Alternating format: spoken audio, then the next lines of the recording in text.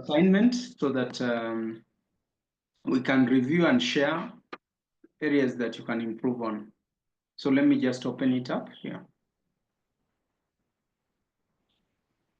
Oh, coincidentally, I'm looking at Hajara's, so let me just share Hajara's and then we'll go to Daniel's. It's already open.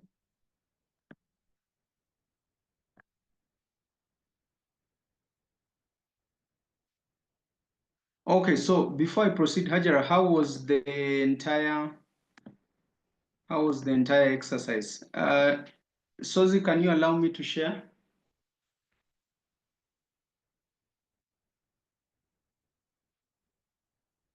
Yes, you can share. Hajara, how was the exercise on your part? Yes, please. How was the exercise on your side? How was the exercise? This whole process, how was it?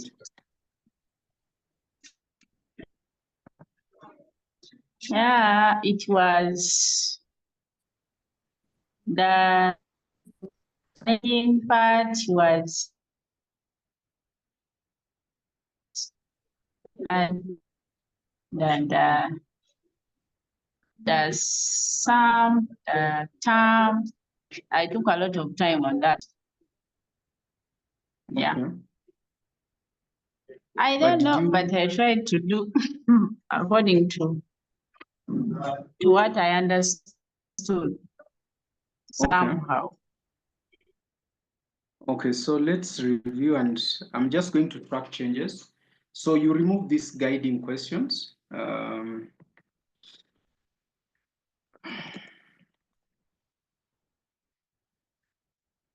So you don't want to share the document that shows the process by which you went about. I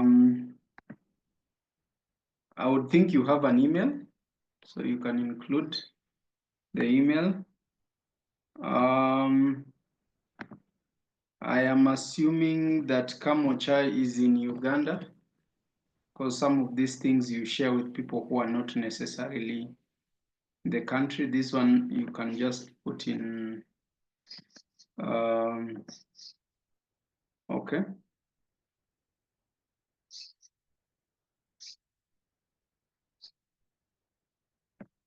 So construction. Are these portable or not portable, your stoves?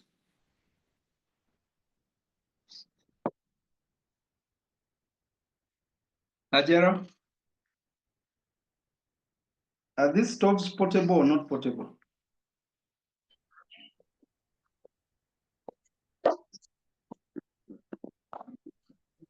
They are constructed. They are not portable. They are not portable. Okay. So this should be clear.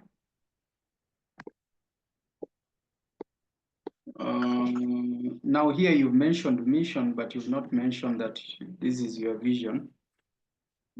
So you should be clear with it.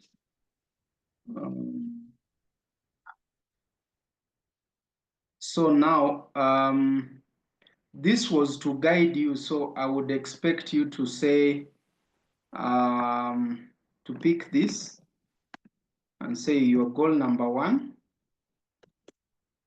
is this.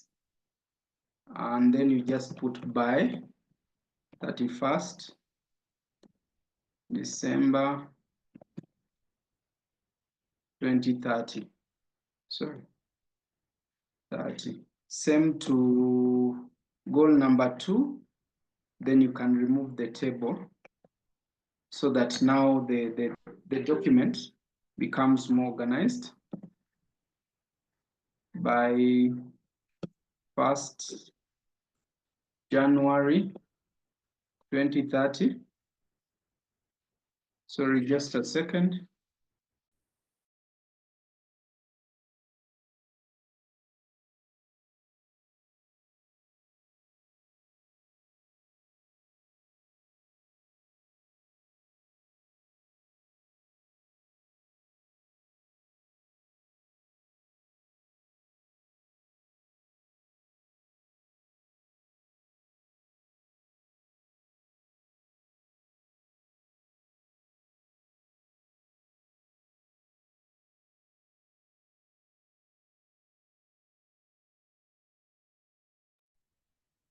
All right, and then goal 3, the same. Where is the goal 3? Yeah. Let's just keep it 50,000 so that it is a simple number that you can remember. We prefer simple numbers that you can remember. It doesn't have to be the exact. So I would put this. I don't know when this goal was to be achieved. Let me just see. By 31st December 2030. I would say by 31st December 2030. Sorry, 2030. Okay. Hajar, I hope this makes sense. So this table is just to guide you, so we can remove it once you have the SMART goals clearly stipulated. You don't necessarily need it. This is unclear. I would need to say, remember we use the value proposition map, but that is not what is coming out here. So who is the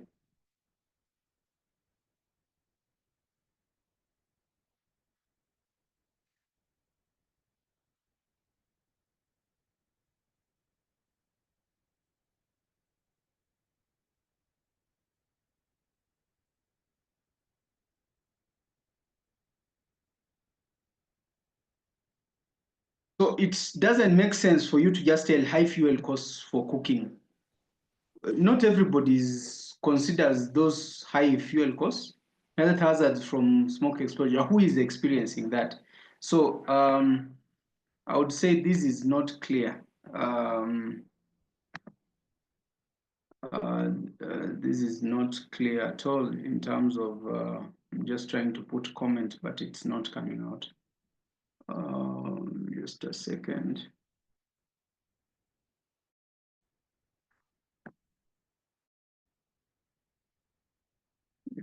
This is not clearly represented. I hope you understand. We need to know, in Uganda, we have over, farmers in Uganda or households in Uganda generally cook using charcoal stove. And the challenges that most households in Uganda face is they experience high fuel costs. On average, they spend 5,000 a day, something like that. Then somebody would make sense. And you can say 5,000, yet the average earnings per household is maybe 2,000 or something like that. Then somebody would understand that this is a problem. But indicating it this way does not make any sense for somebody to appreciate. Okay, this one you'll remove the guiding. Remove the guiding questions. Here, there's nothing wrong with you putting the image of the photo and describing. So here we expect you to talk about your product and features of the product that allow it to solve the above mentioned problem.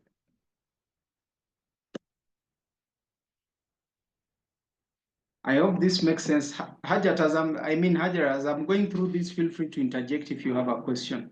So you remember when you indicate a problem, when you start talking about your solution should be counteracting by saying, okay, we use cheap biomass to make it. This makes our product cheap, affordable, and clean, something like that. So someone would understand, okay, since you mentioned the problem of high cost, this one is affordable. Since you mentioned issue of smoke, and now in this particular case, the smoke is handled.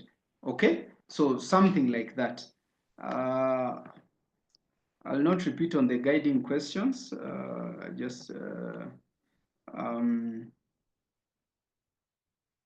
So because you have several products, talk about the value proposition of each.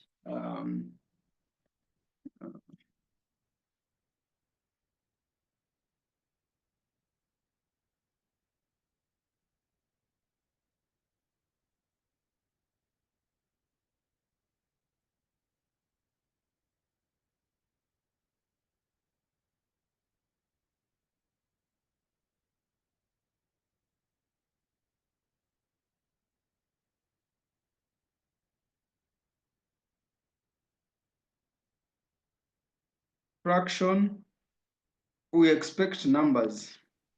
That one I didn't get it.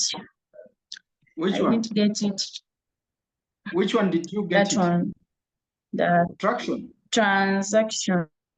Traction, we are asking you. Okay, so for example, if I asked you, how many cooktops have you constructed? How many biogas systems have you distributed or have you constructed? You can indicate for the past 3 years or since our inception in 2022, we've constructed over 50 biogas systems, or we've delivered. That shows that people are buying. There's a market and people are actually paying. So we've distributed over 50. We've probably generated, in the process, generating at least maybe 10 million shillings from this. And we are looking at serving 200 customers in the next 1 or 2 years. That is sort of traction. It's really about evidence of market. We need evidence that you've served, delivered your product, and somebody has paid for your product or service. That is traction.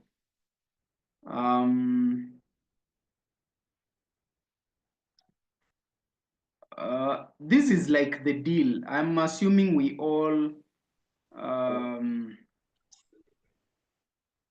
I just need it answered in a simple way. So let me try and just use this. So I can say okay, I can just use this. Let me just use this. We offer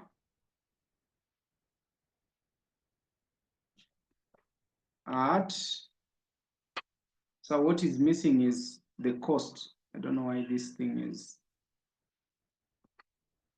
at an average cost of how much? To who? Okay.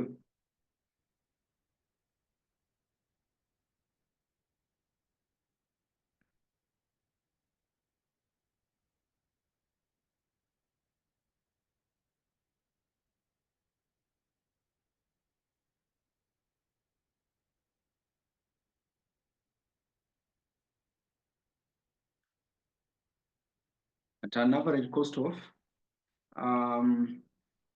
generating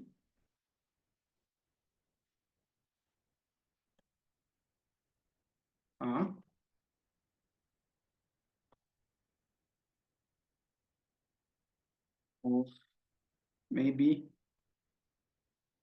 a unit. That is an example of a business model. So a business model is like the deal. If you did Climate Launchpad, this is like the deal. We offer product X to customer Z at a cost of this amount per unit, generating a profit margin of. So that shows that for every sale, the business is making money and therefore sustainable. A business model needs to indicate that the business is complete. We deliver this at a cost of this and earn this in the process. Eventually, we are becoming sustainable. So it's as simple as that. I like keeping things simple, so that's what I would recommend. Let me see on your term. So once you are done with the guiding questions, please remove them. They are just meant to guide you and not to remain there. Okay.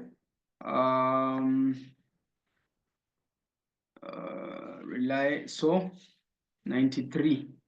So which 93.6 represent in actual numbers. So for example, here I would say, if we have a population of 41 million, is it 41? Maybe 41. Okay, let's say 41 million. So I'll just say which indicates that over 30 million or 40 million people are actually using biomass for cooking, so that we also get the weight of the problem. Okay. So what is your term? 50 clients for stores every year. But how is that term? Term is now what you've just indicated. Term is total addressable.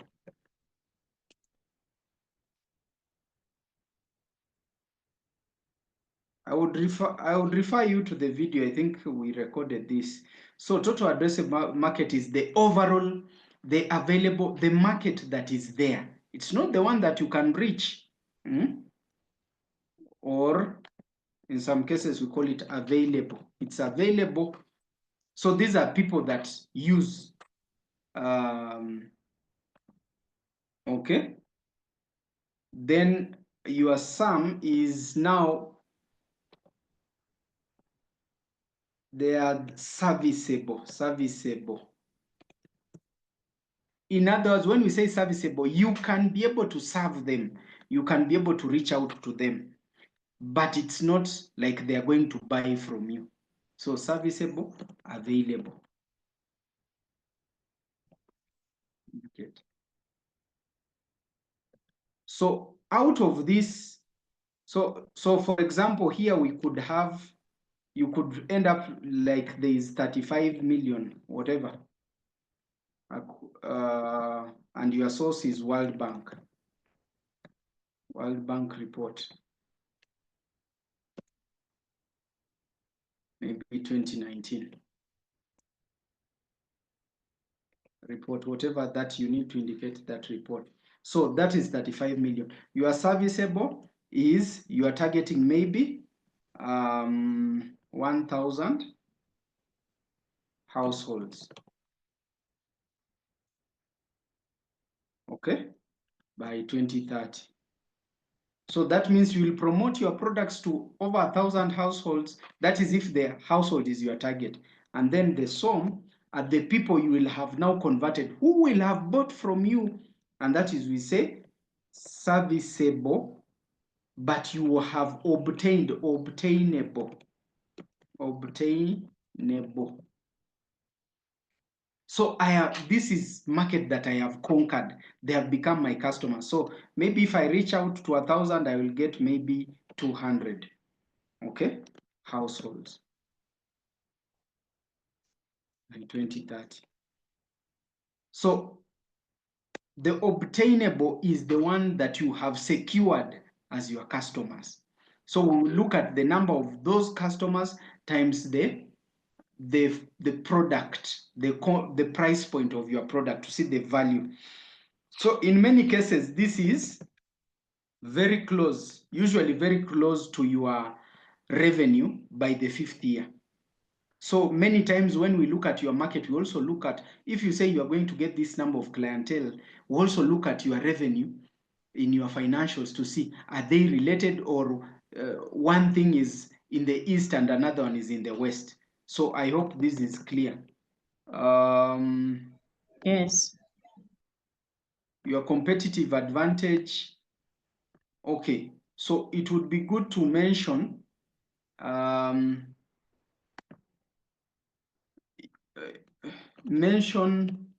alternative products or competitors. Then you can mention your unique, because when you mention, then you say we stand out from this, but here you say we are unique, but how unique are you when we do not have an idea of the products or competitors? Okay, so in some cases you mention at least the alternative products or competitors that you're competing with in the market. So here, marketing and distribution, it would be good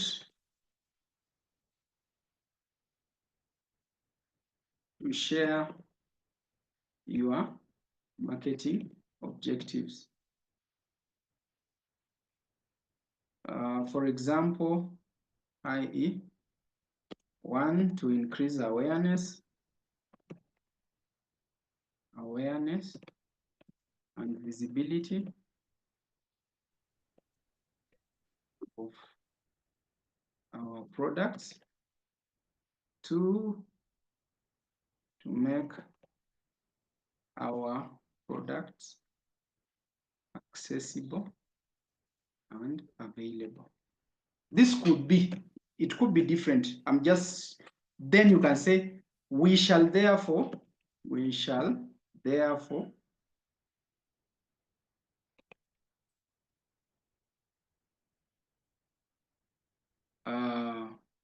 execute or implement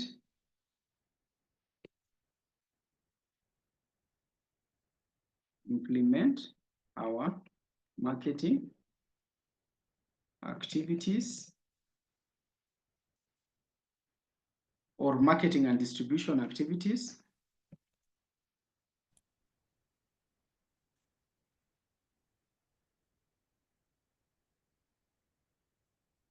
in the following ways. The reason why you should share your objectives is somebody gets to know, okay, if you do this, you are achieving either objective 1 or objective 2 or objective 3, or you can say objective, then you put the strategy, objective, then the strategy, whichever way. If you are able to indicate it that way, it will be smarter, it will look nice. On this section, I would recommend, since experience and skill,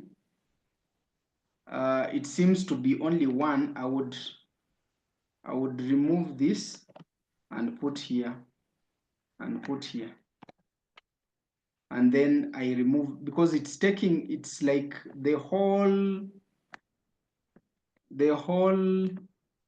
for your case, the whole row, the whole column is wasted. And I don't see if it making sense if a whole column is wasted. So I would actually replace all this and put it this side, then delete 1 column and have more space for this other column that has more information. So I would delete this.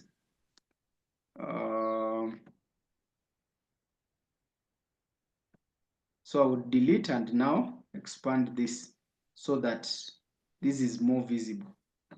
See, that helps us utilize the space better. Okay, just thinking that way. Okay, historical performance well indicated. This is okay. I like the graphs. I like the representation still. I would recommend that we remove the guiding questions. Okay. Key plans and milestone. So your plans have to be smart. In other words, I expect by when. When? Same to this. By when? Okay.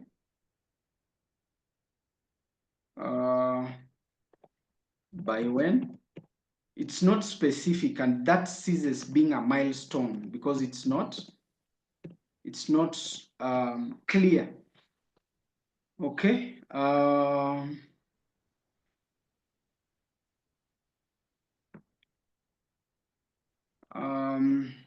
In what financial instrument? That is the question. What I'm asking is, the 375, are you looking for a grant? Are you looking for a loan? Are you looking for equity? That has not been mentioned, so it is not clear. Okay, now here you've mentioned, but it is not up here. So I'm seeing it's like repetition. Okay, let me just remove this because you've mentioned down. Though I think you can just say it once, equity, and then talk about the use of funds so that it is simple and straightforward.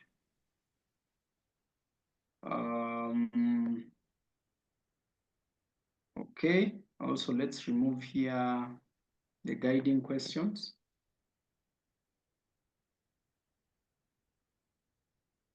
All right, and then these rows that are empty, you can delete them. They are not necessary. You can delete them, delete the ones that you are not, sorry.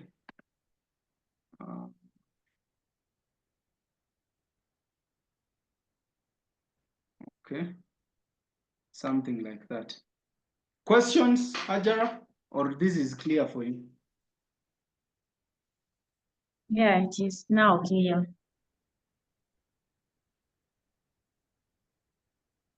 Would you need this shared or it's fine? You've understood. I need it shared. You need it shared. Okay, let me just save it. File save as is 0. Okay, reviewed. Okay, my colleague will share with you.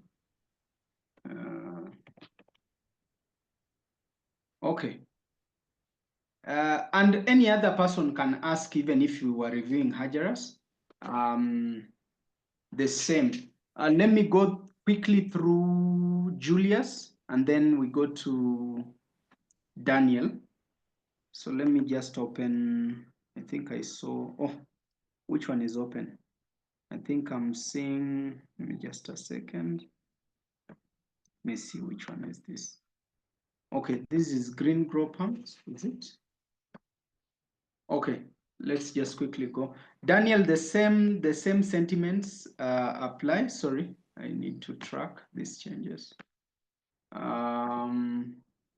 So the same sentiments apply. Remove the guiding questions.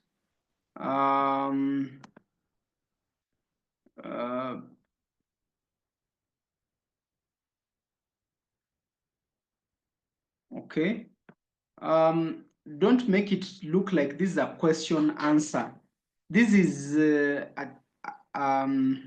template for you to do your business. It's a mini business plan or investor memo. So in simple terms, we do not need it to be in italic because it's not question and answer. You can, it's a document that you can use. So let it not be more of question answer. Same to Hajara's presentation. I would remove this and put here and say this is goal 1 and put by 31st. I'm saying 31st December 2030. Same to the others. Okay, same to the others, just do the same, and then you can remove the table. Okay, business opportunity, address lack of affordable for drought-stricken farming communities. The one thing I want to pay attention to, if you say this is the problem facing them, then when you are talking about your solution and your customer, you should be targeting the people you've actually mentioned in the problem. If you mention the problem facing somebody else, then you bring me a solution and say you're targeting somebody else, the business plan is not connecting. So if you've said drought-stricken farming communities, I will expect that your customers are drought-stricken farming communities. Okay, so solution, we are solving the problem of by offering, okay, our approach is using, okay, not going there so much. We offer we offer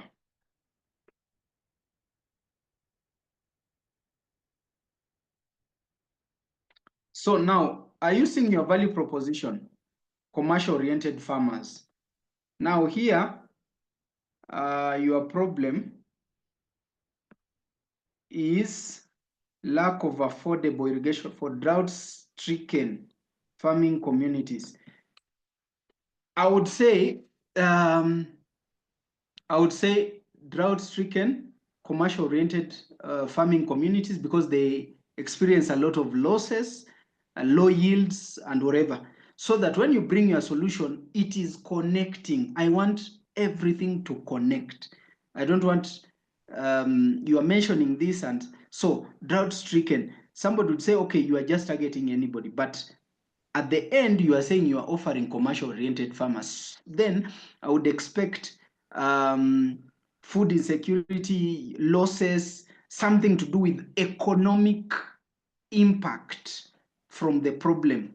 Okay, it's not just drought, but they're experiencing losses, both economically and maybe socially. So that needs to come out. So far, we've engaged. This is good. Additionally, I've shown interest. This is good. You see, I like it because you may not have generated, but it's coming out. Yes, Daniel, you have a question. Daniel, go ahead. Your question. So I wanted to ask about the previous point about the problem and who is having the problem, and also the solution we are bringing to those people who are having the problem. I was asking if maybe I could merge commercial-oriented farmers with in drought-stricken communities. I don't know if that sounds It is better. fine. It is fine, but I don't want you to present a solution, a value proposition. It's like you say the problem is in Kabare, and you say your solution is for Kampala. You see, it does not connect. That is why we developed a table. You remember your worksheet, because everything we are doing here to some level came from the worksheet. We asked you, who is the customer? What is the problem? What is the solution? Then what is your value proposition? There is a reason why we did that. It's to ensure that it is connecting. There is a connection between the problem, okay, between the customer, the problem. So the customer and the problem, that makes the problem statement. When you bring the solution, that is now the solution statement facing the customer. And then your value proposition is now a combination of how your solution and its benefit to this customer. So it has to connect. It has to connect. Okay, business model.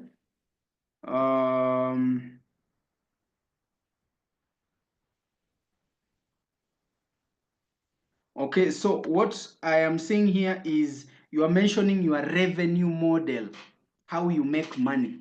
You've not given me your business model. I expect you to mention, okay, so we offer, it's just like the deal. You did climate, whatever. So this is just the same thing. We offer,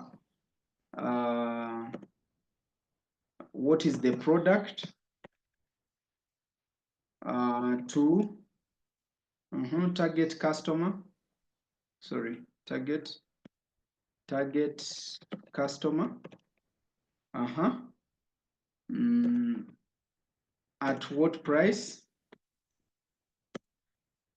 which you've indicated, and generating what margins. Whether you say percentage or whatever, that is up to you. But you see, the business model we're asking you, how is it a business? That is almost what somebody says. How is this a business? So somebody say, I create value. That is the product. I sell to this customer at this price. And when I sell at this price, I make this money. Now, that shows that it is a business. You cannot, what you have indicated is, we make money by selling this at 285. That is revenue model. How I make money, how I receive money or how I generate money, not how the business works. So ideally, that's how we expect the business to work. Target customers include in Uganda. Okay, this is good. Among this, we have identified a serviceable segment of 5,000, okay, and capturable segment of 2.5 in the next 5 years. Okay, it would be good to indicate the date. Okay, 31st December 20. It needs to be smart. That would be good. Green pumps provide, okay. So I would ask you, what alternatives exist and what are the challenges with them? Then you can say how you stand out. So you see, people go for your product because the existing may either be more expensive, less accessible, or they have a challenge in one or another. Marketing and distribution. So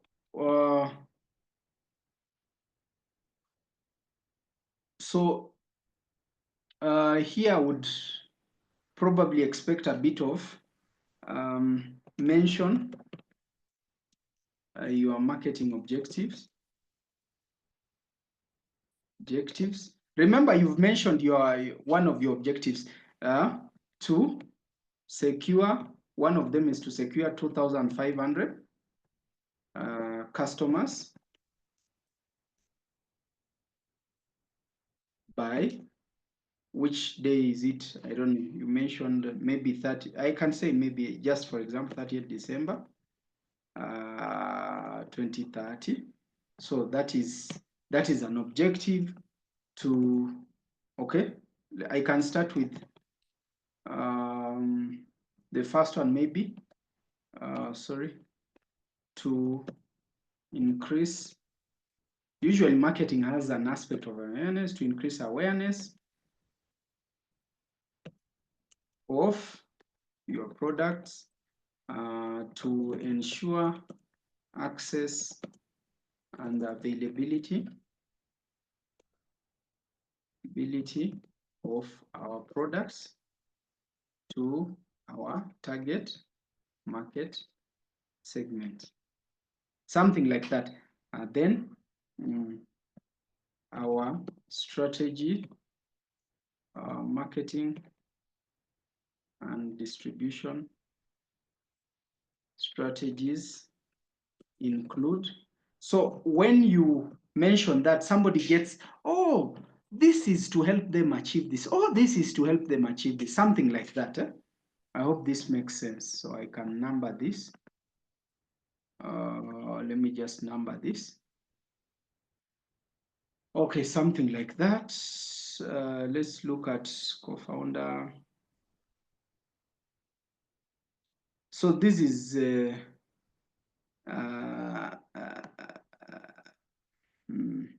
Daniel. So here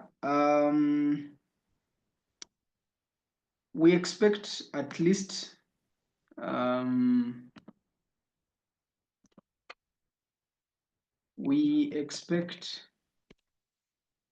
at least 3 functional roles. And role number 1 is operations. Role number 2 is finance or accounting or both. And role number 3 is sales and marketing. Those are 3 critical functions and they take different whatever. So if Daniel, you are co-founder, but what is your role in charge of operations? Rebecca, what is the core function? Finance and accounting or finance and admin. Ethel Babazi, sales and marketing. There is no way you can convince somebody you are a business when these functions are not operational. We expect that books you are capturing your records. We expect that your product is out in the market for you to make money, and we expect that the operations are overseen. If that is not indicated, then we cease to appreciate you as a business, and that needs to come out in your case. If you don't have historical performance, you can delete the entire whatever. You can delete the entire row. Okay, something like that. If you don't have information for that section. Okay, this looks good. I like the graphs. Explain this. Put the years instead of saying year 1, year 2. Indicate the years, not year 1, year 2, year 3. Okay, you can say year 3, but say 2030, 2022.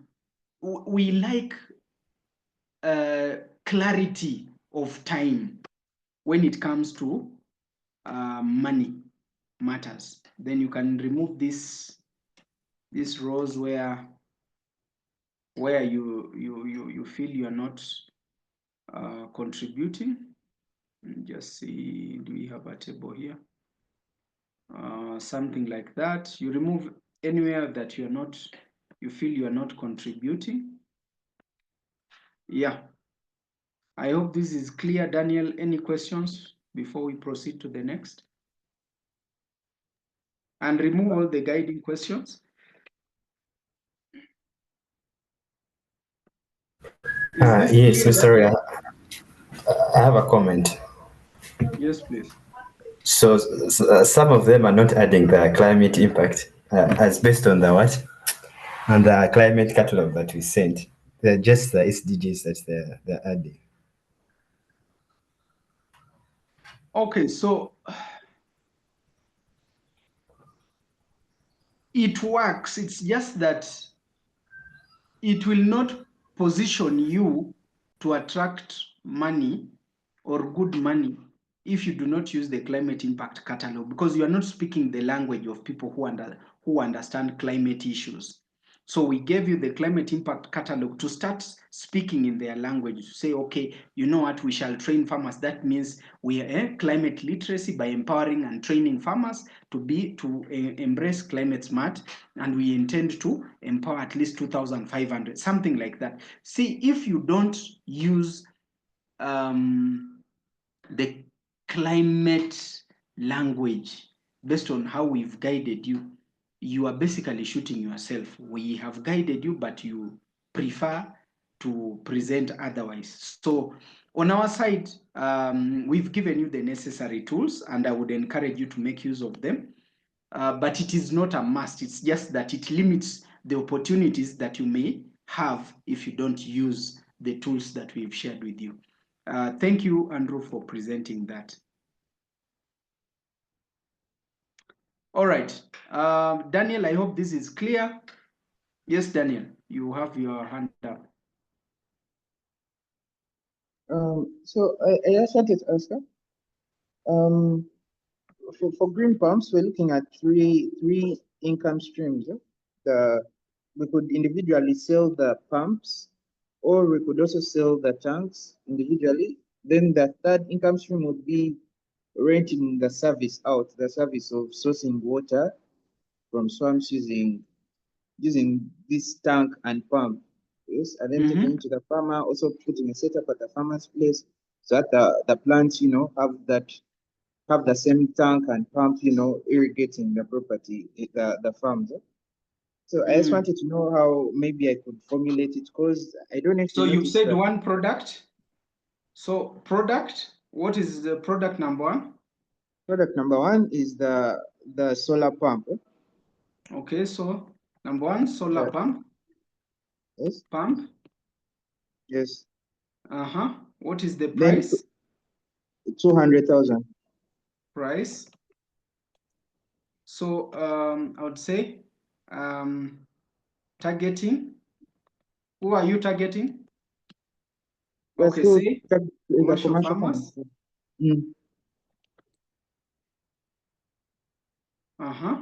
What is the price point?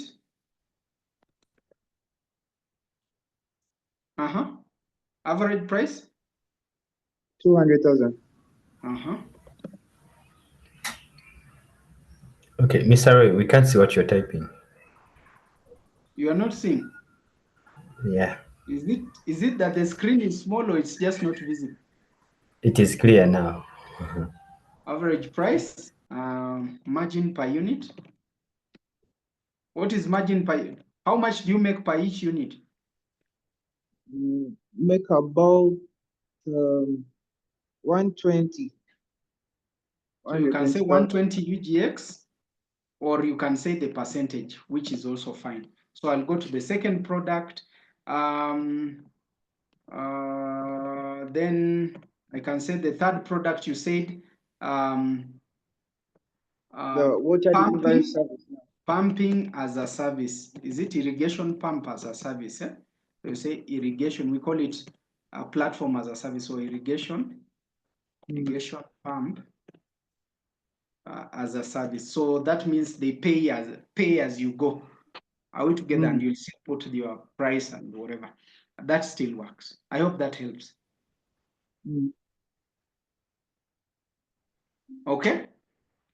So here you said you are targeting farmers who rent land and they need still to irrigate. So say commercial oriented farmers who rent land for use in farming, something like that. Average price, what is your margin per unit? That makes it clear. All right. I want to go to the next. Is there any question for what we've just reviewed for Daniel? Okay, if there is none, let's go to, let me just quickly open, which one do I have here? I know I had looked, I'm seeing Julius, let me just see.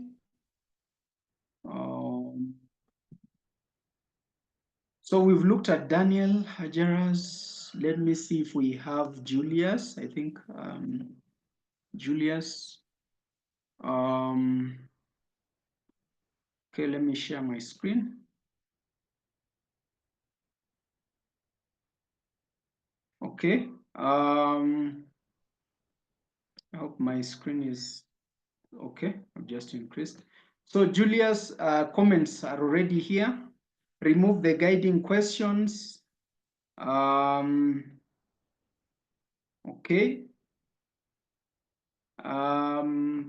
Your goals do not have specific, they are not smart. Can we have them smart? And then you can now remove them because this table was to guide you. So you can say goal number 1 is to, you pick this and put here, okay, to achieve by when? By maybe 31st December 2030. This is just an example. So let it be 2 increase. The second one is 2. I'm saying this. Okay, I'll pick this, put here. Say to increase by when? By when? Okay, when? So you need to give us the dates. A goal without a specific date is not a smart goal and it's not acceptable in the context of planning. So I hope this helps. The other thing is, you see, farmers, we have many kinds of farmers. Your product seems to target crop farmers unless you advise otherwise. So you need to indicate which farmers are you targeting. When you say farmers in Uganda face pest infestations, I'm not sure if based on the ones you are targeting. So I'm just looking at that. Remove guiding questions. I think I've repeated this. Your value proposition seems to be talking about your benefits. Okay, you are talking more about your product benefit and less about the value proposition. The value proposition should be as probably on the big size up one paragraph that brings out your functional and emotional benefits to your target customer segment. Okay, so this you have been highlighting more of the benefits. It's not far from the value proposition, but you need to combine all this into one statement that is attractive and sellable. Your attraction was also very unclear, and that's why I was saying state the numbers. I think I liked how Daniel presented his numbers. He has not sold, but he has indicated he has, I think, sold, reached out to 400 farmers who have confirmed interest, something like that. Like here, it's like I feel there is a lot which is being mentioned, but not exactly what we want to see. And I feel it's too long for no good reason. So your attraction shows either you've already sold to a certain number of farmers over the last period, or you've sold 30 packets or 30 boxes, or they're generating this amount to this number of farmers, depending. So give us numbers to show that there is evidence of market for your product and service. Okay, it was this to some level the information is there. It's just that there's either a bit of repetition and stuff which I feel you can simplify. Business model the same. Let us see the business. So I sell product X to customer Y at an average price of T, and we make this margin. That is a business model. Market size. So here you went global. I don't know if your target market is global or in Uganda. So when you decide your market size, then it should relate with how you want to. Okay, so global. Okay, so Uganda has 352 farmers. I've not seen the sum and the sum, so I was asking what is the serviceable obtainable market. It would be good to mention competitors when you are sharing, oh, this is on competitive advantage. It's good for you to mention, then tell us what makes you stand out. So here it's, I believe this first section and the second section are one and the same. As long as you just tell us something, some of the existing challenges in the market or in alternative products or with competitors, then you bring out what makes you stand out. I think you can combine the first section and the second section of competitors. Sales strategy. So if you have a sales strategy, okay, so if you've presented this, it's fine. I just need to see, before you present the strategy, why is this not moving down? Sorry. Before you present the strategy, give me the target. Is the sales target. Then present the sales strategy. Then here same. What is the marketing target or objectives, just the way I indicated for the others. So you say maybe awareness, making the products accessible and available, and these are the strategies we are going to use. So let it be sort of that way. Okay, distribution. What is your distribution strategy? Can mention what is the distribution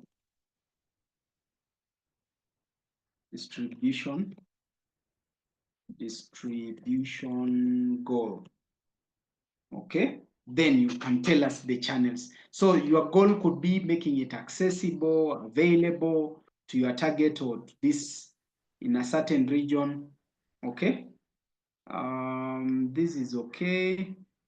So one thing, when we look at, when you are presenting a business, just like I mentioned to Daniel, we need to see 3 functional roles The functional roles are operations, finance, then sales and marketing. So for your case, if since you have, you can say you can add production, or operations can still also be production and quality assurance.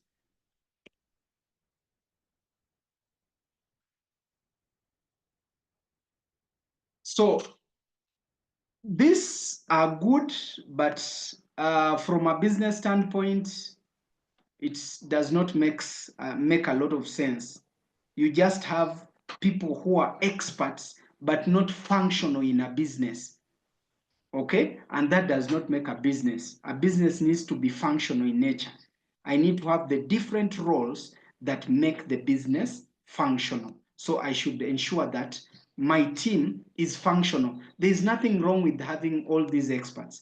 It's just that the most important thing when we are looking at management, and that's why it's called management, not staff, because staff, you can have as many staff, but management, we need to ensure that there's an operations role, which can be combined with any other, a finance and admin role, sales and marketing.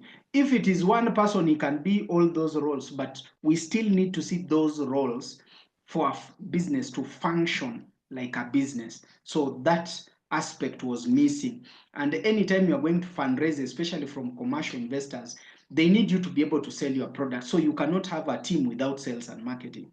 They need you to have your books in order to ensure that you are capturing your numbers so your finance aspect has to be there. And then whatever you do, whether you are in agriculture or whatever, that area of expertise, and that's where operations comes in. Okay, historical numbers. If this section is not there also for your case, you can just delete it. You can delete the row.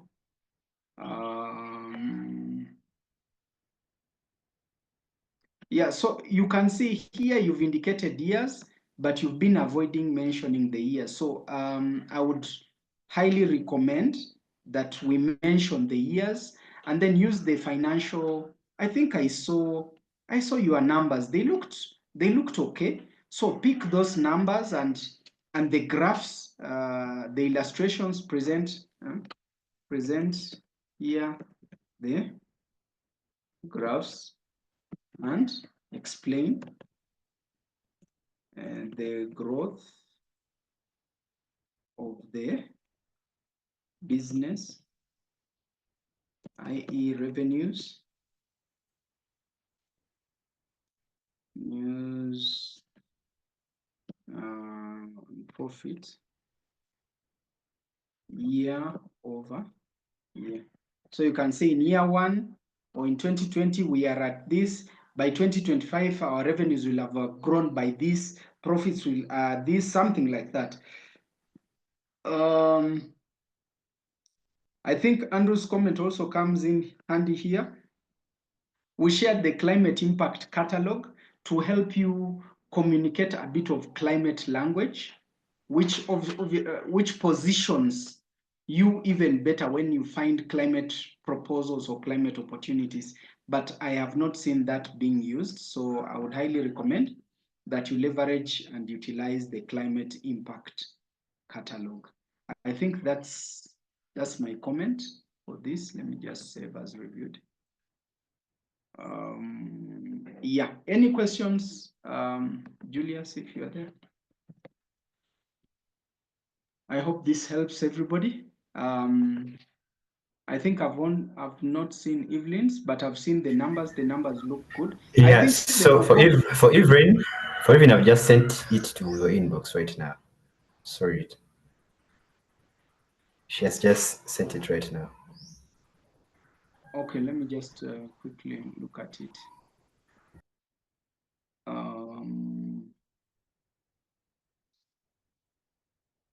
So the comments for the rest, it's just the same. And I hope the fact that we've shared it here, it has helped all of us see areas to improve, who has presented something better, And so you can see how you can improve yours, your investor memo.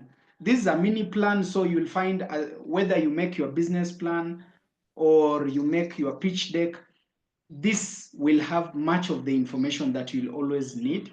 Obviously, it can be strengthened further, but this is adequate to initiate a conversation with potential partners and financials. Let me share Eve's work, and then we can just quickly review. Just a second. Okay, so let me just share my screen quickly.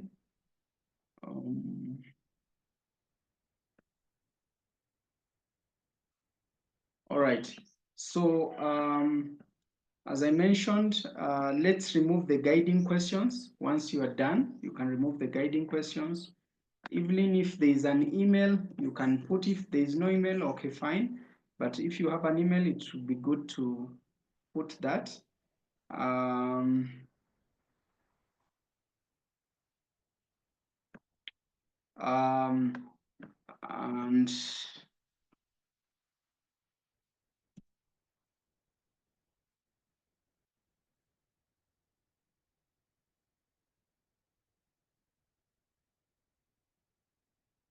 so where do you sell this? Here you talk about the products, but not the market. So it would be good for us to have an overview of the company. So what is the vision? Is this the vision? So if it is the vision, then indicate. If this is the mission, then clearly indicate so that we know the difference. We need to see the different representations. Same here, I would need the date. Date.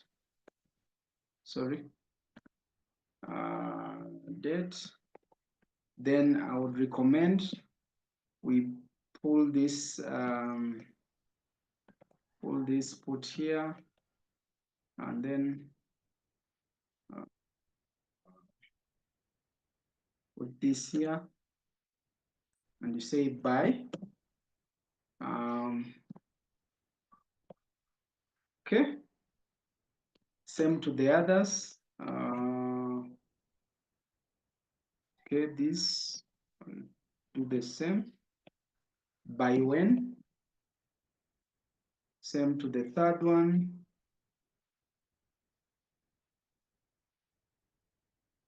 By when? Oh, okay, by. So give us the date, and this will be now fine.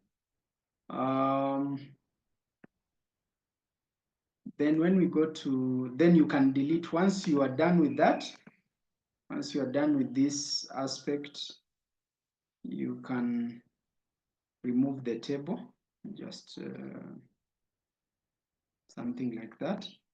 Problem, I think here, the same issue I corrected with one of the, so who is facing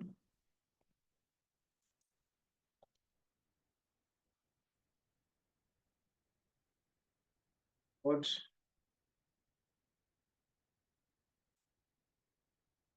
So, so you've mentioned the problem, but you've not mentioned who. High cost of synthetic bathing sponges in the market. Who is facing the problem? Is high cost a problem to everybody or a particular segment? Okay, so it's good for you to mention solution, value. So now here you are mentioning individuals.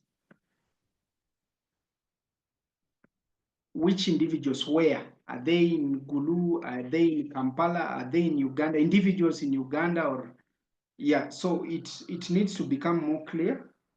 Traction.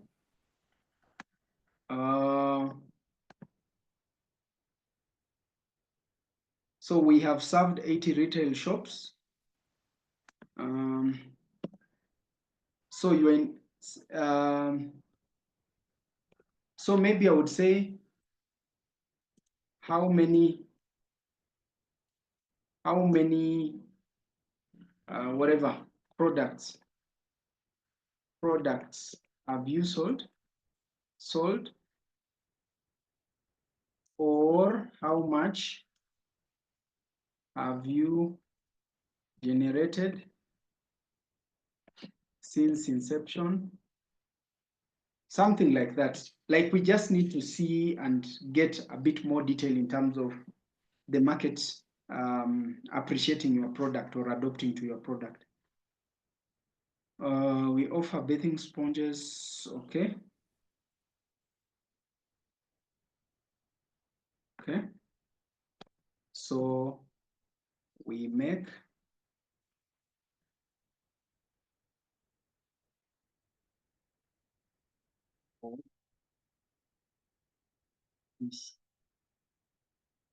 something like that.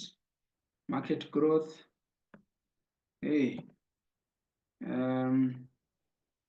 you indicated you wanted, so at the very least, give us the number of customers you want to serve within 5 years. I think you had mentioned we intend to serve over 1,000 new customers by 30th, 31st December 2030. That's okay. Or you can do term sum.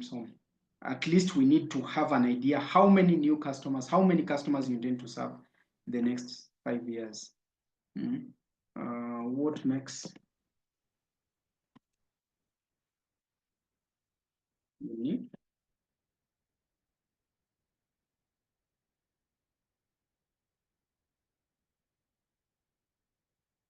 That's the question. What makes your product unique and different from other products? Here you mentioned you see, you've put some of these answers, but you are not using the same. So you can explain this further here, because you've said you intend to.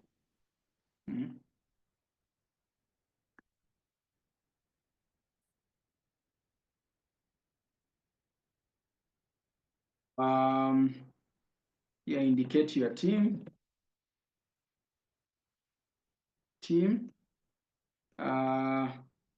Just make sure. Let me just make sure you have people in 3 functional areas of the business. So this can be operations, finance, and sales and marketing. What I'm saying is those roles need to be captured, whether you are the one doing the 3 roles or 2 people doing the 3 roles or 3 people doing the 3 roles, but at least we need those roles captured. Okay? There's a difference between the role and the people. So you can have 2 people having 3 roles, or 1 person having the 3 roles. Obviously, when you start, you can be everything, and then over time you add the team. But either way, we need the functional roles captured. Okay? If you have historical, put the numbers. If you don't have, you remove the row. Okay? Here we would expect you to pick the graphs from your Excel and explain the expected growth of the business over the years. So you say in 2025 we expect to make 5,000. In 2030 we shall be making maybe 15 million, something like that. Profit the same. Also here, indicate the various sustainable development goals that your business is contributing towards. Okay, let me just save this to just a minute. Let me just get the sorry. So sorry, I just need to get this folder.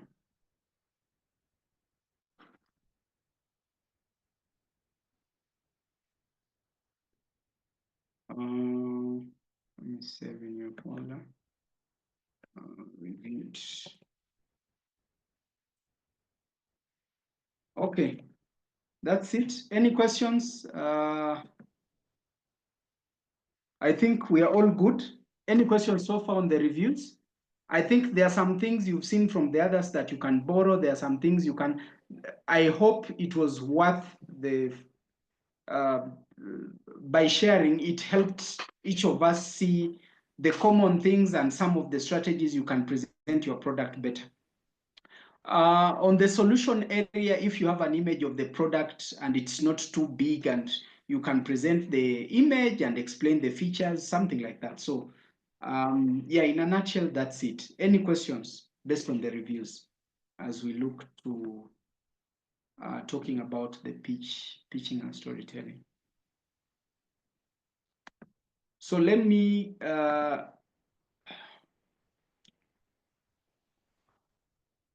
I am sharing the reviews with Andrew, and then let's resume at exactly 10:30 for us to do the pitching and storytelling, which will basically mark the end of the sessions. Based on the reviews, I would highly recommend that you make those changes and share with us.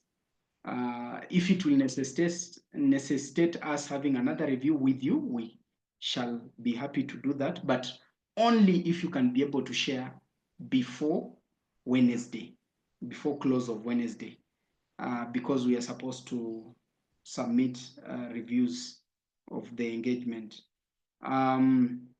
So I think based on the few pointers, you can just take notes. Let's resume at exactly 10:30, where I'll be now talking about pitching and storytelling, and we see how best moving forward, how you can convert your investor memo into a pitch deck if that is one of the things you want to do. But some of the critical things you need to pay attention to, and we go to the pitching and storytelling aspect. Thank you. So 10 minutes break starting now. Thank you.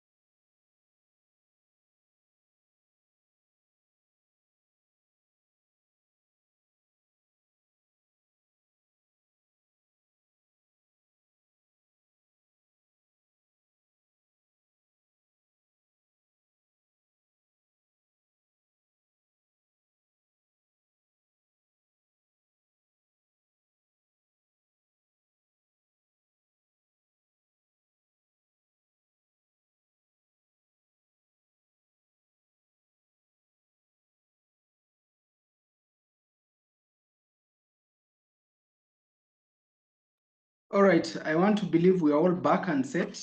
I hope this session will be good and interesting, because we are going to have a few videos that we shall hopefully pick a few ideas and lessons. Yeah, so let me share my screen. Sorry, Roy. Hello? Yes, please. Yeah, thank you so much for the evaluations you made. I was wondering, with your experience, if you have that standard document that you could also share with us and say, okay, this was really done well. You can also read and see how they did their stuff. I don't know. What do you think? That's a good one. The only challenge is the Climate Launchpad Accelerator for this particular year was meant to be very short, and yet we needed to have you have, at worst case, at least a document that you can develop into a plan or a pitch deck. So typically we always do the entire business plan, which is usually a bit longer. The details we've shared with you is just a bit longer. So typically we normally share the template and take you through. Unfortunately, we cannot share other entrepreneurs' business plans because we don't have their permission, and neither is it allowed for us to share, though obviously we've supported. So that is why we prefer to sort of guide you. The reason why I preferred to share and correct before, so that we see also what the others have done, is you can see how somebody else has presented, and if you like how the other person has presented, you could probably get his approach. Like I liked, I think on your side, let me just see, I liked the way you presented the marketing and distribution. Where you had your sales strategy, your marketing strategy. So if you put the goal, then you put the strategy. It obviously is better than putting it on a general basis. Then I liked how Daniel presented his value proposition, the market opportunity, his traction. As much as he has not taken in the market, the way he presented really created a bit of. So what I would say is, if it is agreeable amongst yourselves, I can share the same things you've shared with me, and you pick what the others presented well, and then refine to your context. Because you are all here, and you can say, okay, you know what, we don't mind you sharing mine, and I see what this guy presented is, and I can see how I can present mine better. The one thing that I felt did not come out for all of you, which I believe Andrew shared, was the climate impact bringing out. And the climate impact catalog has even examples where we've presented so that you can quantify and share. Reason being, there are a number of opportunities. Even as we speak, there's Climate Innovation Fund, which is also being handled by Palladium and I think Stanbic Incubator, where they want ideas like yours, and they want to give between 50 million and 500. But you see, some of these things you have to quantify, and they're looking especially for solutions that are impacting positively to the farmers. So it's one thing to have something good, it's another to present it right. And that's why climate impact catalog was not for this program. We actually developed it for another program, another client who we've been supporting their entrepreneurs, but we thought this would open more doors for you guys, and that's why we shared it. We just want you to utilize it. I just hope you guys understand what you have, because it took us some time to actually develop it, and it was for a different program. So that's what I would recommend, Julius. I don't know if that makes sense. If it is okay for the others, by show of thumbs, we can share what everybody shared, and you pick what somebody shared better, and you use it. Obviously, all of them have been corrected, so you pick, this one, I think I like the way this guy presented, and you pick the best. I don't know. That would be my preference. I don't know if that helps the others and what the others think anyway.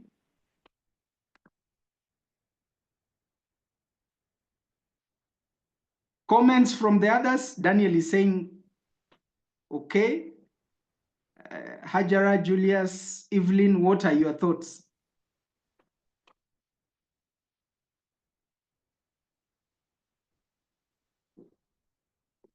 Julius says yes. Evelyn and Hajara, what are your thoughts? Evelyn says it's okay. Hajara, what do you think? It's fine. So Sozi has all the reviewed memos, so he will share. The one thing that stood out for me is none of you made use of the climate impact catalog that we shared. And it's the one thing that I would recommend. Start with the climate impact catalog, put your climate impact, then you can also put the sustainable development goals. Okay, the reason why I'm emphasizing making use of that is every time currently the biggest area that seems to attract funding seems to be in climate.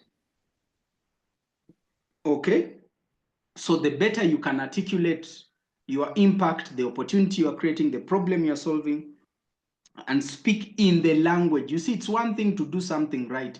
It's another to speak the language right. So speaking that or presenting it in the right language is why we labored to share with you the climate impact catalog. All right, let me go on pitching and can proceed. So Andrew, we have the green light to share with everybody's corrected reviews. So you can always pick what you feel the other presented better than you, something like that. And if you can all share with me the final, it would be great just to know, so that if I see somebody still was struggling with something, I can guide. But if you don't share, still at this point, based on review, we are certain that you understood the concepts, but you need to present the concepts right on the investor memo. For those ones who will be interested in the template of the full business plan, you can still share, because it's more of just more details of what you have on the investor memo. It's just more details of the same. All right, so I'll go into the pitch deck. All right. Okay, I hope you can all see my screen. Okay. So everything I'm going to mention in today's session, you already have. You just need to tailor. So the investor memo that we've worked on, or the minimal business plan, can be converted into an investor teaser. It can be converted into a pitch deck. It can be scaled up into a business plan as you'll see fit. The beauty is we integrated all the different aspects. So there's nothing strange I'm going to talk about. So I'm just going to emphasize particular areas and then focus on developing your pitch, your story, and how you can present to attract opportunities. Basically, that's what I'm going to pay attention. Now, the background of this is, which is not common, and I hope that you'll see the difference. When a business starts up, you need to grow fast. When you've found a solution, I can see Julius has a product that is for organic farmers. I can see Daniel has a product that is for commercial-oriented farmers that need to make more money all year round. Okay, when you develop that business, when you start, you need to grow fast. Now, most of us fear the fast growth and prefer organic growth, which is okay, but the challenge with organic growth is, if somebody likes your idea, he can copy, paste it, and scale it up if he has the resources. So at the end of the day, you end up saying it was my idea, but your idea will remain in your bedroom, while this other idea, which is probably something he saw, he copied and scaled. So it is always encouraged that once you have a good idea or a good business solution that you've brought out, you should try and grow it as fast as possible. Okay? And for that to happen, you need a good business model and capital. In other words, the business should generate money, but it also needs the fuel to scale and take on the market.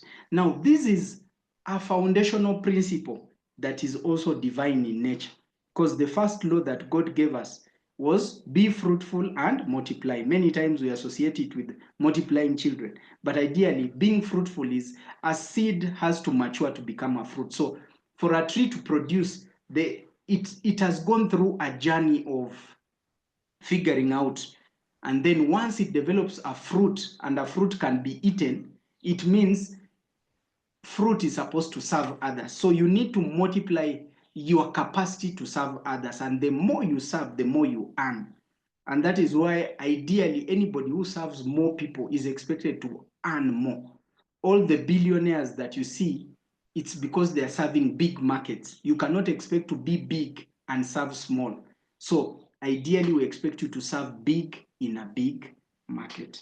And that is why a good business model and capital becomes an essential. So typically entrepreneurs always have a good practice is you should be a committed founder. Okay, you should be really committed in what you are doing. You should have knowledge and skills in what you are doing, and the product should have adequate market potential. In other words, the market opportunity should be right. Now, once you are there, or the most important thing is how do you prioritize? So in the accelerator, what we've been trying to do is, can you prioritize which these opportunities? Can you have a business structure? That's why we have been working on your investor memo. Can you have a clear plan? You cannot say you want to serve many farmers and you don't even know the number. That's why I think we're saying, can you put the number? Can you put the date? Can you show your numbers? Can you show your projections? How much money do you need and for what? We shall talk a bit about documentation. So at the end, we expect your document to have a better strategy. How you'll produce, how you'll reach the market. Does the capital need make sense? Is your idea now ready for somebody to give you resources and money? So ideally, that is what we've been laboring to do in this process. All right. So typically, in the commercial area, there are always two kinds of financial instruments. We call them instruments, financial instruments. Okay, or some of you call it type, but it is the instruments. Okay, there is debt, which we commonly know as loan, and equity, where you give a piece of your business to an investor. Okay, now, when a business is young and you are not making money, it is better for you to get equity. The only challenge that we have with most entrepreneurs is they don't like equity because they feel they are giving their idea away. But you see, your idea needs the fuel to become what it's supposed to become. So that is why it is very rare, okay? Africa has the fewest unicorns in the world. Unicorns are billion-dollar companies. The fewest unicorns. Okay, I think they're about, I don't know, 6, or they're countable. Why? Most entrepreneurs prefer to go the organic way. Let me hustle, let me suffer, let me borrow, let me use my savings, let me do something else before they can even ever consider equity. At best, they'll consider debt, which is typically a burden. Okay, so that is one of the biggest problems, and it is embedded in our culture because we have an ownership syndrome. You need to buy your land, you need to buy. So the culture has not made it even better. And that is why many businesses in Africa are not global brands, because the approach at which they approach business denies it the opportunity to scale very fast. to leverage on capital fast and grow fast and serve more, because you know the more you serve, the more you earn. But because of those approaches, we are limited in terms of growth and scale, because we want to focus on I need to keep it, I need to manage it, I need somebody else will take the business or something like that. Now, for you to determine which kind of financial instrument you need to check your business model and industry. For example, if you are in the manufacture of drugs, it may take close to 10 years for you to have your drug in the market, because many times you have to produce the drug, it has to go to clinical trials, they see impact, you may test with animals. By the time you reach the market, it's close to 10 years. Okay, now with the technology and AI, probably it's improving, but such businesses would naturally have to get equity. In other words, these are the people who go and sell their ideas to the big pharmaceutical companies like Pfizer, we call Pfizer, or I don't know, Monsanto or whatever. They sell because they need the capital to actually develop the products further. So you'll find such will go for equity. While some you find I have an order, I just need to supply. Those ones may go for debt because it's easy come, easy go. Deal, supply, yeah, so debt would work. So it depends on the model and the industry. I just thought it was good for me to mention the industries where sometimes it takes a bit of time for you to develop an ideal product. Then the financial need. If you are need, you may need money to buy machinery, infrastructure, which involves sinking money before even the money starts working. Usually debt becomes a burden. So we prefer you go for equity, okay? Unless you have disposable income to say buy enough machinery or land or whatever. So depending on the financial needs, sometimes you may need to go for an alternative income, which is, financial instrument, which is equity. And business stage. So where are you? If you're on the growth level, growth phase, getting debt would be okay. When you're an early stage, equity is better. However, as much as I'm mentioning equity and debt, grants are there. Grants are suitable when you are in early stage because there you are experimenting and your vision is not yet clear. But once your business is on growth level, grants may compromise on where you want to take your business. So it's not usually so much recommended for growth businesses unless that grant aligns with where you want to take your business. So the common ones that you will do whatever you want to do in the business is debt and equity, because grants are not featured here because you always have to do what the grant wants. It's not what the business wants. Okay, but grant as an opportunity is usually preferred when the business is early stage and when it's still on research and experimentation. If there's any question, feel free to ask. I'll go to the next. So the difference of equity and debt, if you borrow, which is a loan, nobody can influence your management. It's you to determine. While in equity, since you've given part of the business to a partner, that means you have to make decisions. That's where voting rights come in. Repayment, if you borrow, you have to pay. With equity, you don't have to pay.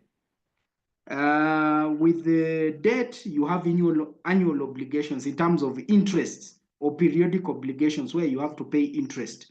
In equity, you don't have to pay. It's only dividends if you make money. Tax benefits. The beauty of taking a loan is you can subtract interest from the profit and loss. Now, some businesses take advantage of this. They borrow even when they don't need. Some of the biggest companies which make money, you'll be very surprised, they actually have loans in their books. Not that they need the loans, but they want to subtract the amount of profit they have made so that they can pay less tax. So with regards to benefit, debt is an allowable. You are tax deductible, but in equity, it's not tax deductible. For those who understand accounting, before you pay income tax, you remove financial expense or interest on loan. So companies, for many billionaires, you'll always find they have debt in their books. Their aim is to reduce the profit that they have made so that they pay less tax. Some companies use that as a strategy. It's not what I am recommending, but I'm just telling you so that you are aware of that. All right, so common documents that you'll always find when you want to fundraise or when you want to get commercial capital, not grant. Grant, they are usually exceptions, but if you intend to get commercial loans, usually they will ask you for certificate of registration or certificate of incorporation. Sometimes they ask you for trading license, but this is dependent. In some cases they ask, in some cases they don't, but it is a common ask that they need a license so that they support or they give money to somebody who is doing a legal business. That's why they ask you for trading license. It's just to confirm that your business is legal. Okay, it exists, that is certificate of incorporation, and there is legal, in other words, it is acceptable. Whatever they are doing is acceptable. So that is why they ask for license. Is acceptable. Memorandum or articles, depending if you have a company memorandum, if it is a sole proprietor, they ask just basically details of the owners and the details of the trade. Usually they ask for national ID, passport for directors. They always ask for PIN or TIN, depending on which country. In Kenya, they ask for PIN, personal identification number. Here, they ask you for tax identification number. It's one and the same. Annual returns. If you register a company, you are always required annually to submit returns. It's like you always have to update Uganda Registration Bureau. What is the status? Have the shareholders increased, reduced, or remained the same? That's what filing returns mean. It doesn't mean you are paying. It just means that you are updating your RSB. While there is this filing tax returns, that is where we talk about paying. So tax compliance, for those ones who are in it's always recommended that if you have a tax identification number, then you need to be compliant. Now, some of these may need you to partner with the people like accountants who support you. So it's not something that you have to master. And that is why we always say you have 3 functional roles. There's operations, finance, and sales and marketing. So the finance role, you can have an advisor who comes in and supports you to ensure that you are compliant, okay? For early stage businesses, Uganda makes it even simpler. You don't even if you're not doing your books very well, they have put specific tax brackets. So they say if you are earning less than 10 million, this is the amount you pay. So they have put even some figures which you can contribute to the tax, which every time you contribute, whenever you need a certificate and you are going to get money, they will give you very fast because they consider you to be compliant. So for early stage businesses, I believe most of you are in early stage business. It shouldn't be complicated because URA has made it even simpler, okay? But if you are a company and you have more than 1 or 2 years existence, you may need to have audits. Bank statements, I would recommend, as long as you are in business, please have a bank account. If customers pay or you go and collect your money, for those who deal with customers who pay cash, it is always recommended that when you collect cash, pass that money to the bank, even if you're going to use it. There's nothing wrong with getting 50,000. You go and deposit the 50,000 and withdraw the same 50,000, or you can even withdraw 60,000 after depositing 50,000. Reason being, every time you bank, every time you deposit money, you are contributing towards your bank record. Because anytime you want to borrow money, most of the banks will ask you, share with us your financial statement or your bank statement, For them, they are not asking, they don't want to see the amount of money that is there. They are trying to assess your discipline, your financial discipline. Do you bank or you don't? Now, if you are borrowing from the bank and you don't deposit, you always handle your money in cash, they will fear because that means the money is insecure. Okay, so banks, whenever you are going to borrow, even from investors, they always want bank statements to check your financial discipline. Okay. It is also recommended that you get, for those ones who supply, you can get supply orders or local purchase orders or contracts or agreements to supply. So if I supply in shops, I can create a document which says you can be supplying five boxes or five. Whenever you create such, it creates value whenever you are submitting to a financier who wants to give money. They will want, give me evidence that you always supply in 10 shops. So if they only told you by word of mouth, it is okay, but that is not evidence. But if you create a document and say, okay, I, Paul, request Yugi Crochet to be supplying me 5 boxes every week. You can even put the value of the boxes. Each box we shall be paying 6,000 after selling. That is equivalent to a contract, and you can use it to get money. Most of us, sometimes when we go for orders, we just want word of mouth. Okay, supply.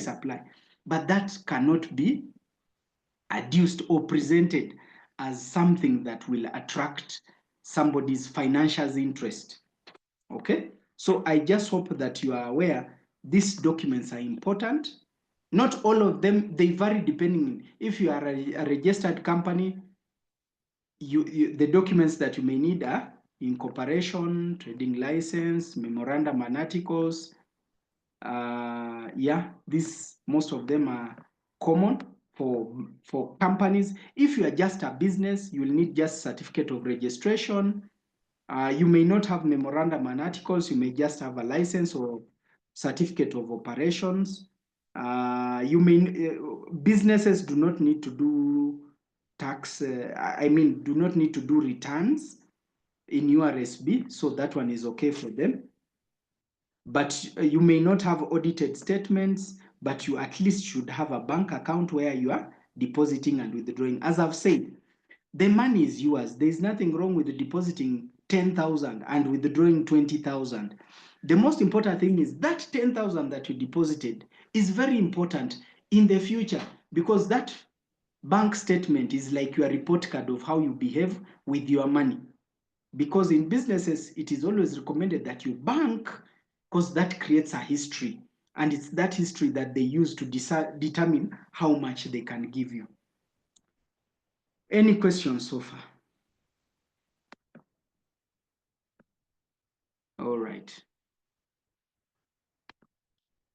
All right, I'll run through investment process.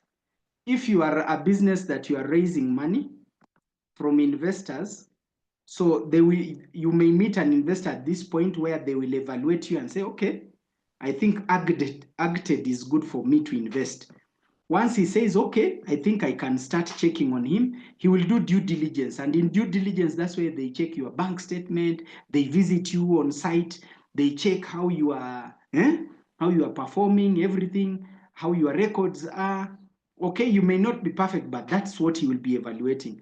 Once they evaluate, if it is equity, they will do an evaluation to say, if we are giving you, say, 100,000, what equity stake are we getting? If we are giving you 200, what? So they'll do due diligence. After due diligence is when they'll do evaluation. I think you've seen the Umeme situation. Umeme valued itself at 190 million US dollars. I think that's the last time I checked. At some point they said 220, but they decided they were about valued at 190. Now the government of Uganda decided it wants to buy Umeme. So it did due diligence through the Auditor General. Auditor General. Now the Auditor General's report came up with a valuation, and the valuation indicated they valued Umeme at 120 million. So you see, many times as a business, you will value yourself high, but once after they do due diligence. So according to Auditor General, some transformers are not functional, some transmission lines are faulty, they are outdated, they are old, something like that. So they valued it at 120. So this is at this point, that is where now negotiations happen. And structure, deal structuring. Now, deal structuring is where they say, how shall we give you this money?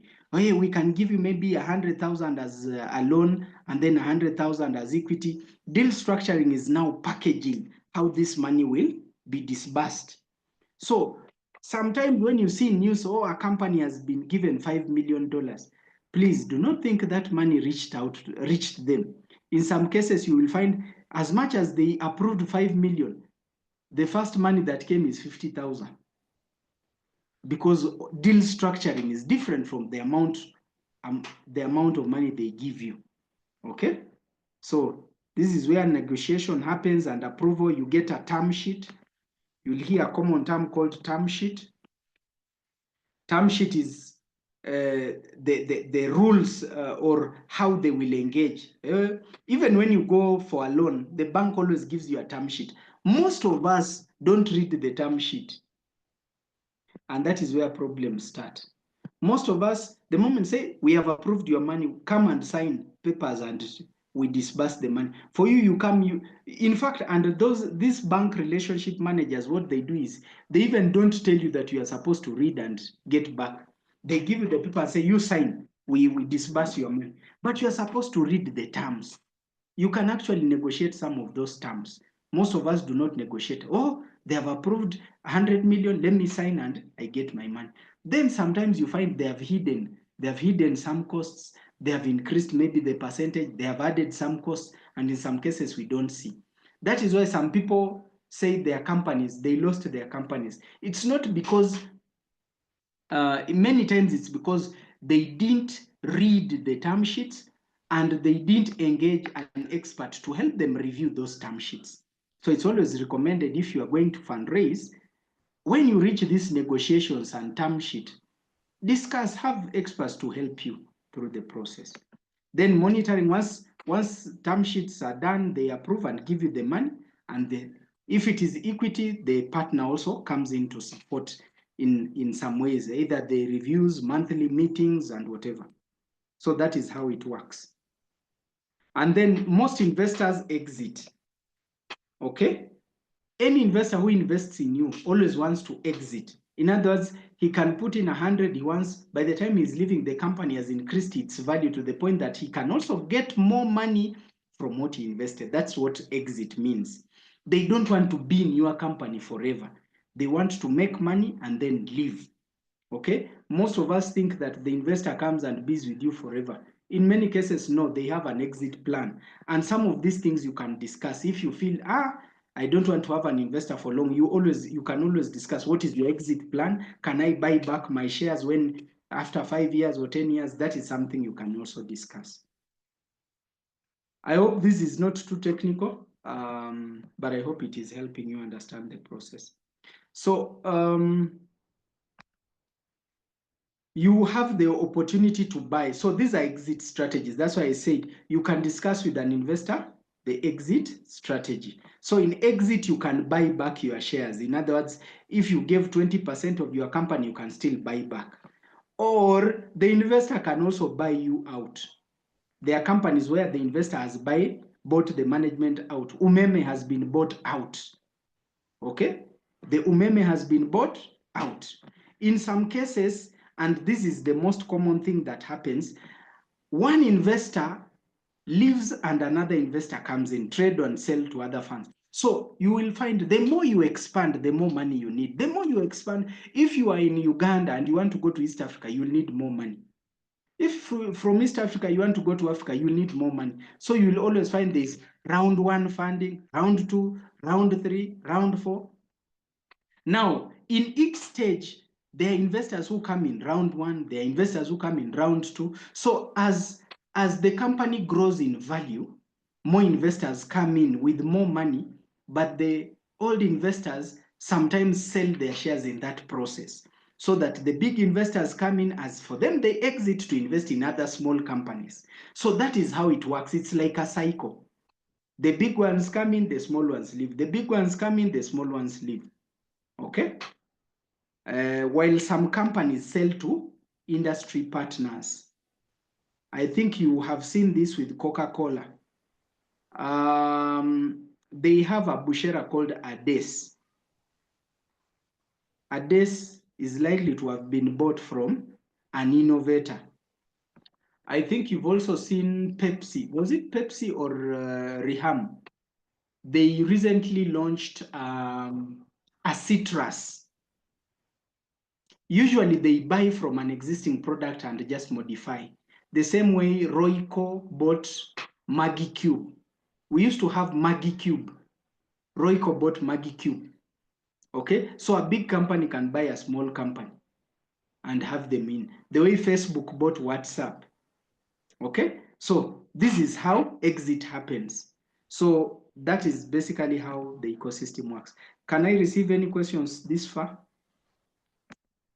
Now you know, as you start your fundraising journey, for those of you who are going to fundraise, I hope you know that you can negotiate equity, you can negotiate a loan or debt, or you can combine the two.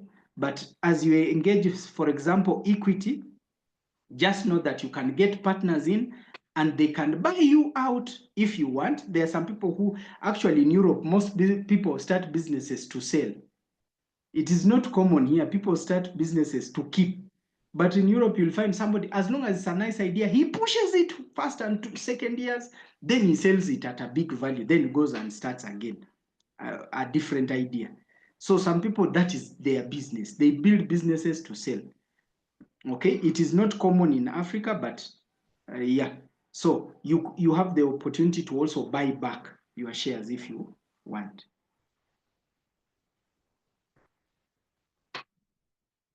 Okay, so maybe before I proceed, any questions? I hope this has not been boring. Sometimes it always sounds a bit boring. Okay, let's proceed. Yes, Daniel. I was saying it's not boring. It's just that new information has a way of overwhelming. But yeah, it was very informative, very I don't know, very educative. Thank you. All right. Yeah, so whatever we've gone through is to guide you through understanding the investor community, the investor ecosystem. Okay? You engage investors because you want to take your business to the next level. And investors always invest in visions that are big, that are attractive, because they want to work with you to make more money. You have the idea, they have the money. Okay? So they want your idea to make more money. You need their money to make your business grow faster. Because if you don't have that money, you may need to first wait or first save enough from wherever before you. Okay, that's why investors exist. They don't have the ideas. They're looking for ideas. You have the ideas, you need investors to actually work together. So that's how the ecosystem works. So when an investor is interested in your product, for them, they want a big vision. Okay, they want to see a good potential market that is absorbing. That's why traction is one of those determining areas, by the way. And you'll notice I'm going to share some videos, probably one or two, which will look at traction. They always pay attention when you reach on market and traction. They will, how much money have you made so far? What are your margins per unit? Because those are decision-making areas. Okay, the margins are good. It looks like the market is absorbing, likes this product. I think I can put in money. And that is why when I emphasize traction, show us how much money are you making? Your target customer.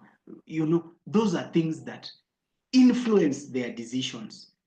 Watch any pitching, especially to commercial investors, whether you watch Shark Tank, Dragon's Den, or whatever, there are programs which are out there. You'll always find it is really about how far do you want to go? Because for them, they are evaluating the value their money is contributing in terms of both business performance and impact in many cases. All right. All right. So since we've done the investor memo, I am not going to pay attention and so much on this, because all of you, having gone through CLP, you already made pitch decks, one pitch deck or another, one form of pitch deck or another. So I will emphasize particular slides. Please, I am repeating this. I'm not going to talk about the entire pitch deck because we are all familiar, because this is fundamental for all CLP programs. So I'm not going to repeat what has already been mentioned. Most of you already have pitch decks. I'm just going to help you. I'm just going to emphasize particular sections of the pitch deck that are important. So title slide, I think we are all familiar with that. These are examples. Problem slide, that is also common. I think we are familiar with that. This is just an example for Airbnb. Deal slide or business model. So in CLP, we have the deal slide, but the deal slide is also equivalent to what is your business model. So you can replace either with the other. The deal slide is also equivalent to the business model. Okay, and that's the deal. This company sells to the aviation industry. That's the customer. They sell ice repelling content, coating. They sell it at $800 per can. Okay. Same to this, they're showing the money. The only thing I would emphasize is on the deal, please ensure you indicate the margin per unit, because that is what makes the business complete. Market opportunity. That is where we have the term, sum, and sum, based on what we explained. This is how Airbnb presented theirs. For them, they said there's, I'll just use it. They say worldwide they have over 2 billion trips.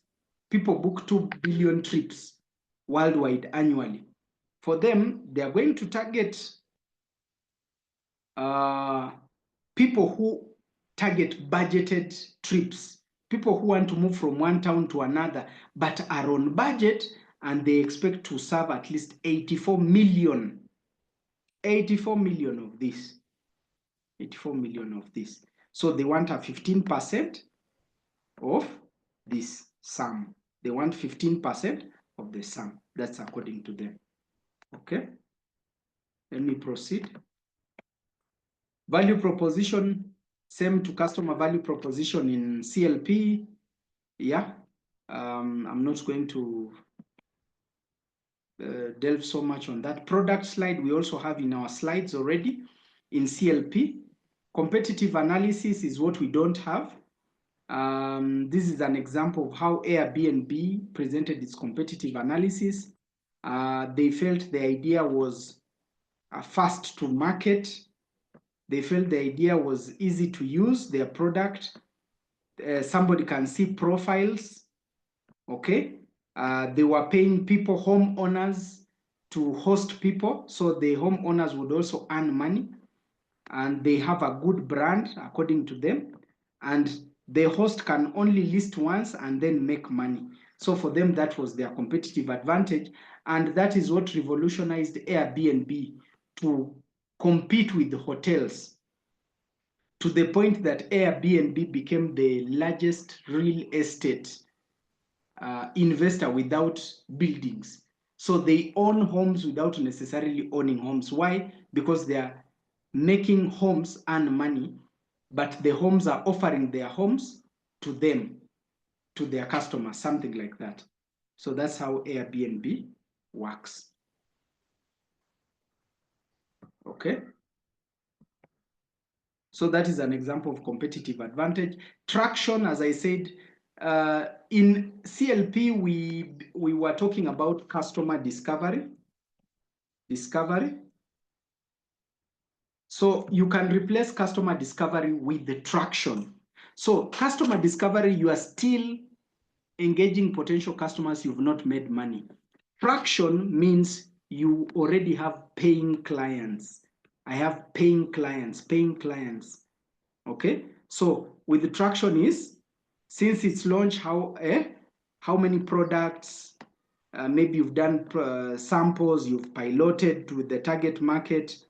Okay, have you made any money? How much money? Okay, traction is usually one of the determining factors when you are pitching. So traction is very critical. But if you've not made money, then reflect it in form of customer discovery. You are piloting the response, the feedback, the opportunities, etc. So we shall see an example of traction. Just a minute. Okay, so this company is showing its traction. And you can see they're saying, you see, annually, we make $130,000. We have 920 paying customers. Our users are growing at 45% a month. If you are an investor, won't you be interested in such a business? $130,000 annually. They have 920 and they are growing at 45% per month. That is an example of how you can present traction. All right. Let's go to the next. Yeah, this is another example of traction. So this company says we do annual revenue of $150,000.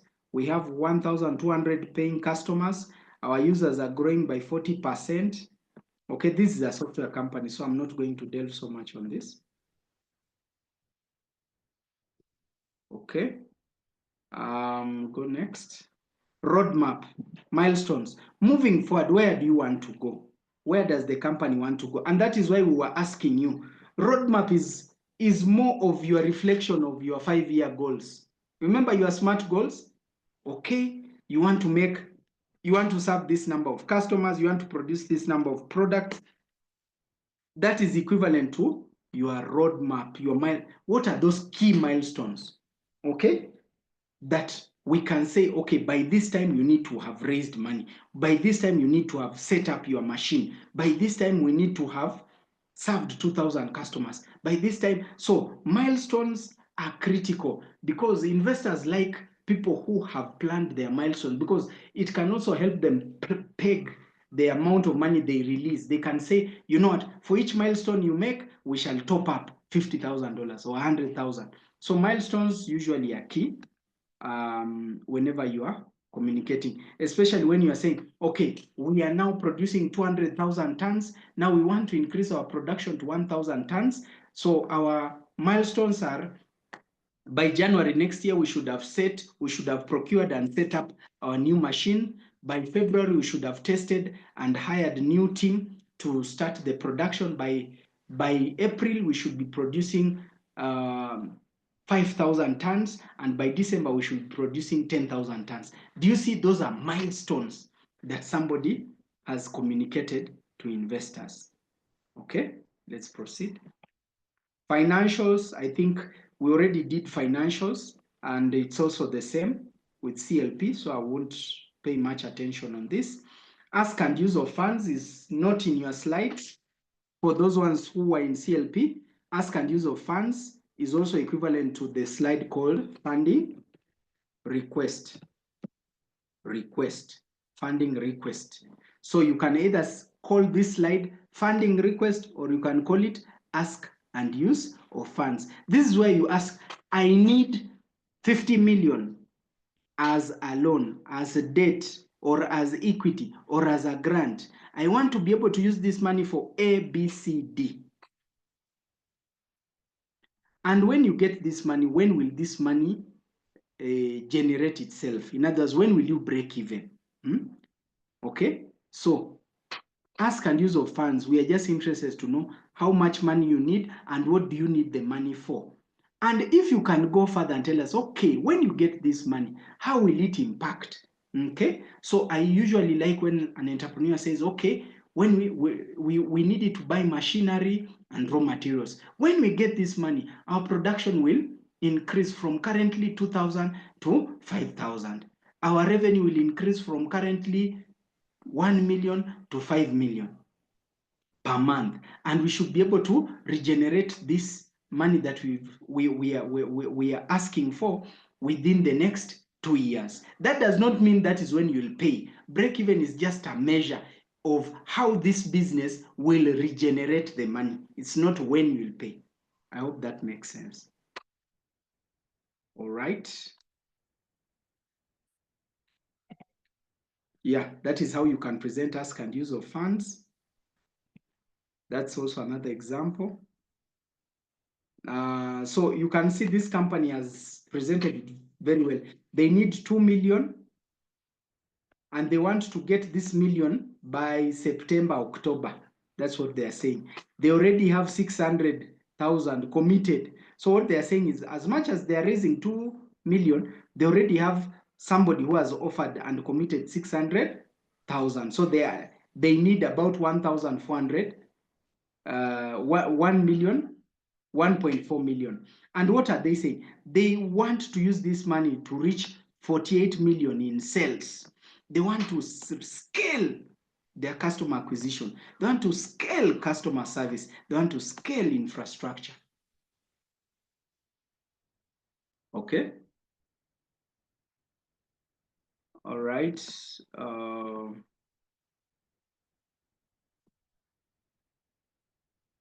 Yeah. Impact. You can talk about impact, and this is where you can have your climate impact. As I've said, if you are called on a program that has climate impact or wants to give people money on climate impact, this is where you talk about your climate impact. But it has to be quantitative. That's why we gave you the climate impact catalog, for you to communicate the climate language and also for you to communicate the quantities. We shall be able to support over 500,000 farmers, and the 500,000 farmers in training, that is climate literacy, climate adaptation, economic resilience, carbon footprint, regenerative agriculture. You see, these are languages. It's just common things, but you are making it from a climate angle, and usually that makes you an attractive representation of the opportunity. Okay. Founders, dream, and team. This is where you put your management team, your management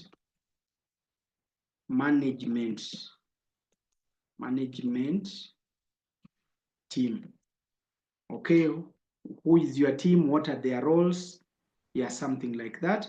And what is your... So here, you remember in our SMART goals, we did the financial goal.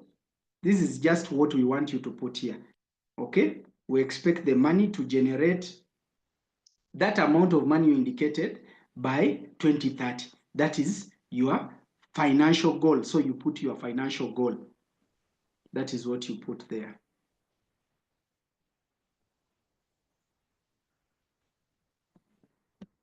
Yeah, that is an example. We're going to see a video of this gentleman pitching. They want to achieve 4 million valuation. Okay, the year passed, or 4 million in profit or in revenue. I prefer revenue because it's very easy to measure revenue. Valuation is always debatable because you'll say your value is 4 million, somebody will say your value is 2 million, another one will say, just the same way you've seen the case in Umeme. Okay, that basically sums up our pitch review. What I can say is you'll notice all these things we have mentioned are in your investor memo. That's why I didn't, I was fairly rushing on it because you already have the content. It's just presenting that content in slides. And remember, you already have the slides, so you can just modify the slides to have some of the content you feel is essential. That's all. All of this content is in your investment memo. I don't think there's any information I've mentioned that is not in your investment memo. So your investment memo or mini business plan has what you would need for your pitch deck and what you need for your business plan. That is how comprehensive we were working on your documentation. Any questions on the pitch deck development? The assumption, as I've said in this particular case, is in CLP, we already did pitch deck. I think there are only 2 slides 2 or 3 slides. One slide that we've adjusted is customer discovery to traction. If you've made money, call it traction. If you've not, then it can be customer discovery. But ideally, traction is what attracts investors. Then the other slide that we have added is ask and use of funds or funding request, which was not in CLP, but it's now in this, is now here because we've added, because if you are raising money, then you need to tell people what you need the money for and how it will impact. The other slide we've added is competitive analysis or competitive advantage for you to indicate your competitive advantage. We've only talked about 3 additional slides from the official slides that you've always had in CLP. Are there any questions with regards to that?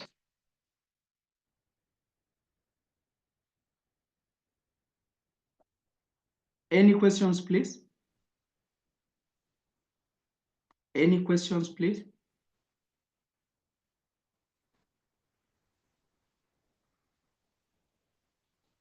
Yes, Hello, Julius. Lois. Yes, sir. How are you? I'm fine, sir. Yes, thank you so much for the presentation. Yes. For me, maybe my question goes a little bit back when you were talking about the competitive analysis. Usually in these presentations or in these trainings, we normally see, of course, the Airbnb case stands out really strong. But usually some of our ideas as beginning entrepreneurs, some of them have been done before. Yeah, if you look at what most of us are doing, you'll find somewhere, somehow, someone is doing it. And so how do we create a better presentation of a competitive analysis as opposed to what is usually generic in these trainings? So typically you show your competitors. Let me just open, let me see if I can open either a pitch deck or of a company that I will not mention, but I'll show just an example so that at least it's clear. That's how we presented it actually in the investor memo. That's how we guided you guys to present. Let me just see if I can get either from, just see one of these pitch decks.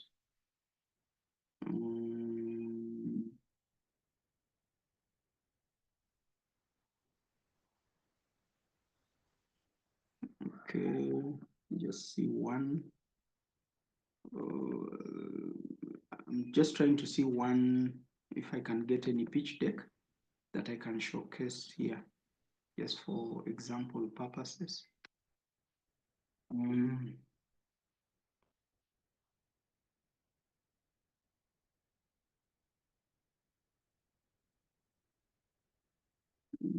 This one did, okay. Just, let me see. Okay, I'm just trying to compare before I can show. Let me just see another.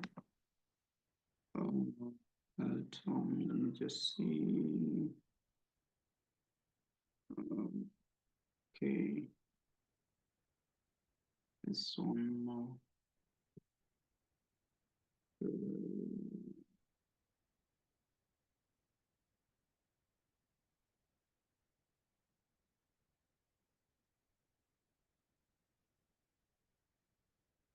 I'm trying to look for one that has presented competitive.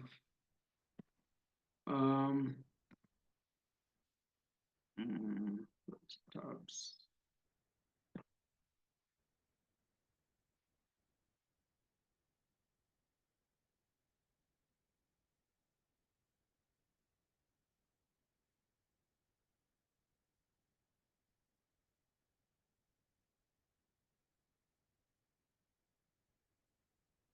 Okay. Sorry, I'm thinking a bit fast. I'm trying to see who can use for this particular case. Let me see if I can. Okay, let me just use this one. It may not be, okay. So let me just see if I can share my screen.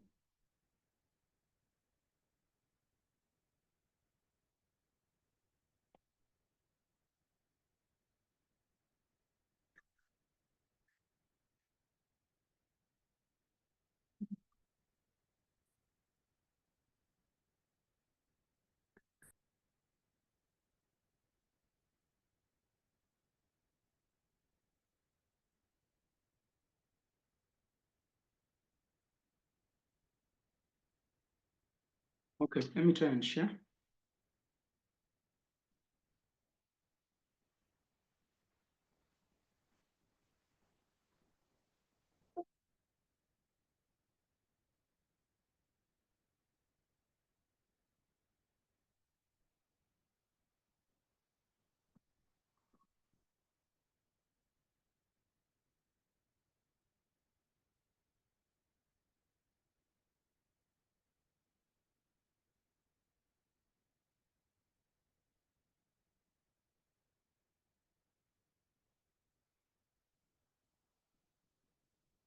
Are you able to see my screen?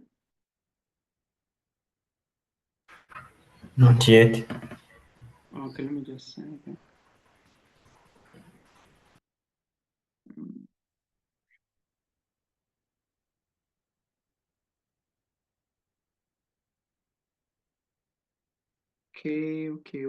Okay.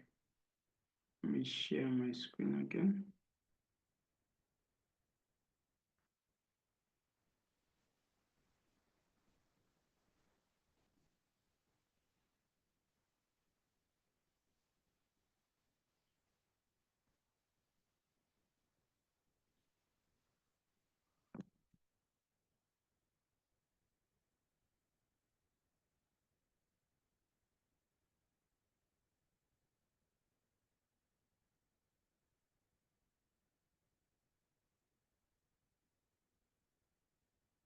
Sorry, I'm sharing a business plan instead, just for purposes of explaining the entire thing, so that it is clearer.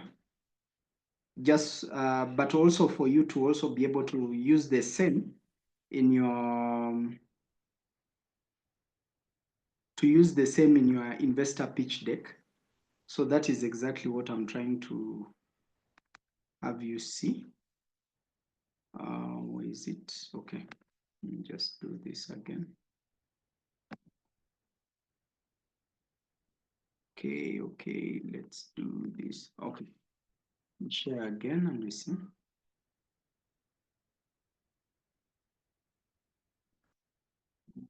So which page is this? Which page is this?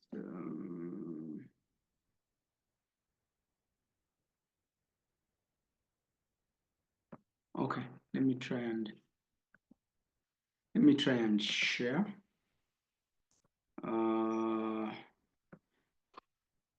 Been trying to look at various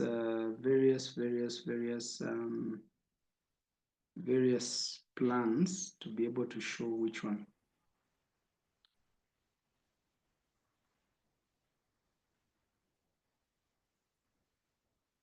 Okay, so this is one. Where is the page I was showing?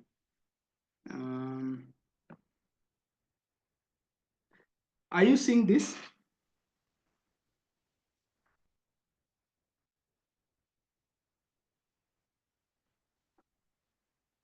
Guys, are you able to see my screen? Yes, I can say it. I don't know for the rest. Yes. So here, the person is saying they do briquettes, okay? They do briquettes, sorry. They do briquettes. But the issue is not that they're the only people who do briquettes. For them, they wanted to show how different briquettes are with charcoal, and they considered people using charcoal as their main, and they were saying briquettes, they sell at 1,000 charcoal per kg. The burning Okay, this one burns under 1 hour per load. Smoke, crumbles during transportation, crumbles. Okay, storage, moderate, something like that. Cleanliness, very dusty, fairly clean. So here they were comparing their product with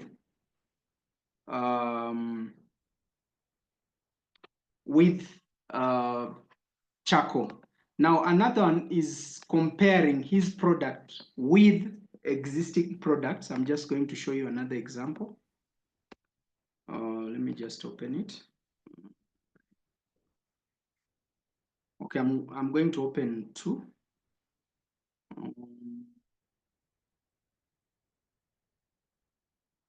Okay, there's this one. We're going to see comparison. Just see which page it is. Okay, after product, competitive analysis.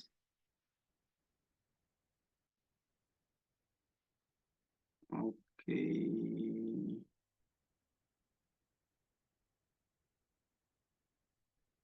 So I have to first check what is relevant and then share. What is there?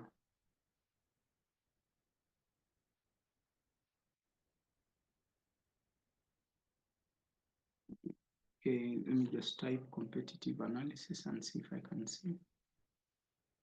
Okay, and another one.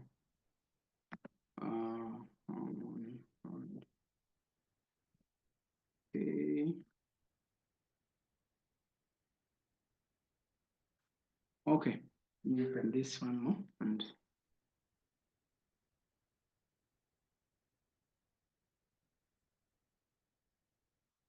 okay, let me just see this page 15. Okay, 15, where is 15? Which page am I? Okay, okay, let me open this and just share. This is the simplest way I would recommend to share competitive analysis, Dr. Julius. Are you able to see my screen? Are you able to see my screen? Yes, yes. Okay, so typically, just this is how we've actually put in your investor memos. We've said, put your company here. This is your company. Okay? And then pick the things that make you stand out. Maybe your location is strategic, the volume you can produce, the quality. What are those things that make you stand out? All of you say your products stand out in a particular way compared to these competitors. So these are your competitors. Okay? So these are your competitors. So you pick the things that make you stand out. And you should have a tick for all the things that make you stand out.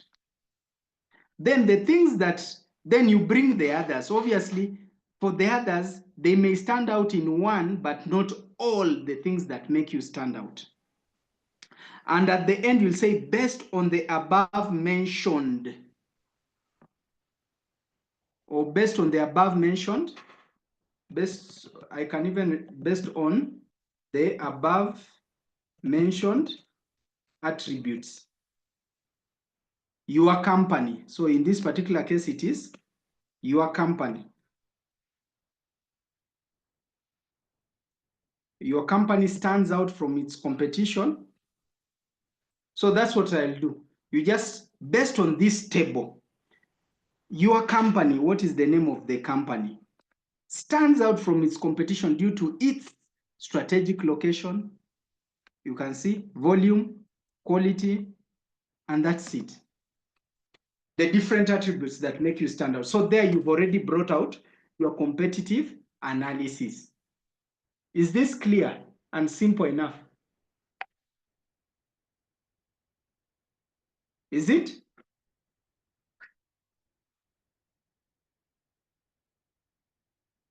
Anybody has a question on it? All right, I'm assuming this is clear. So that is basically how you can put your competitive. Pick the attributes that make you stand out from your competition.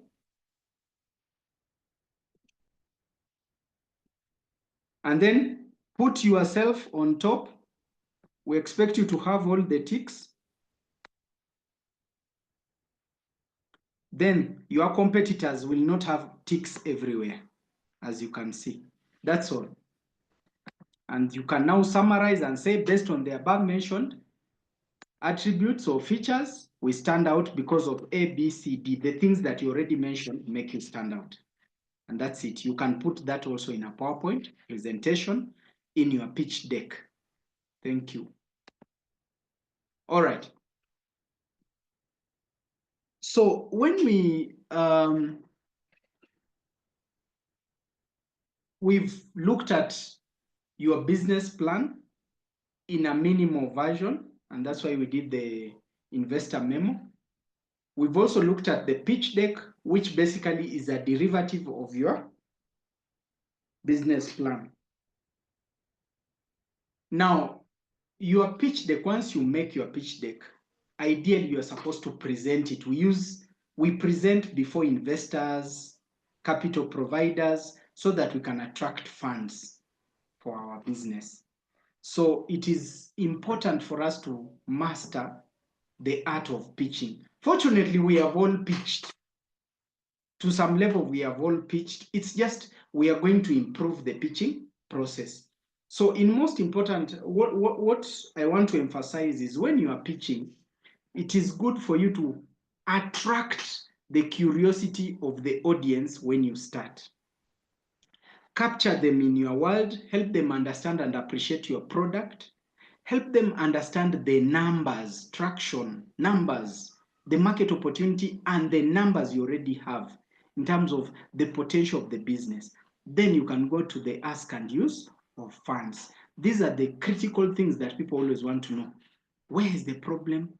What solution? What solution? And okay, what's the problem? How big is this problem in terms of the people who it is affecting? What is the solution? What is the value you are delivering? How are you making money? How much have you made so far? What amount do you need? And where do you want to take the company forward? So these are usually critical. And I'm just going to share one or two videos, which I normally just use to guide and support you in the pitching process. So we're just going to see examples, and I'm going to emphasize what was good from one example compared to another. Okay, so let me start. We are going to start with we are going to start with the one of where is it? Let me see. So I'm going to share one of climate, somebody who was in climate, the one who you saw his pitch deck some time back. Let me just share.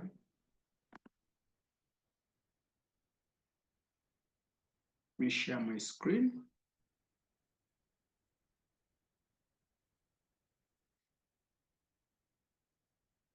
Are you able to see my screen? Yes. I want to believe it is loud. Let me try. Just a minute. Let me try again. I just want to be sure that the volume is loud enough. Okay. Okay. Bank.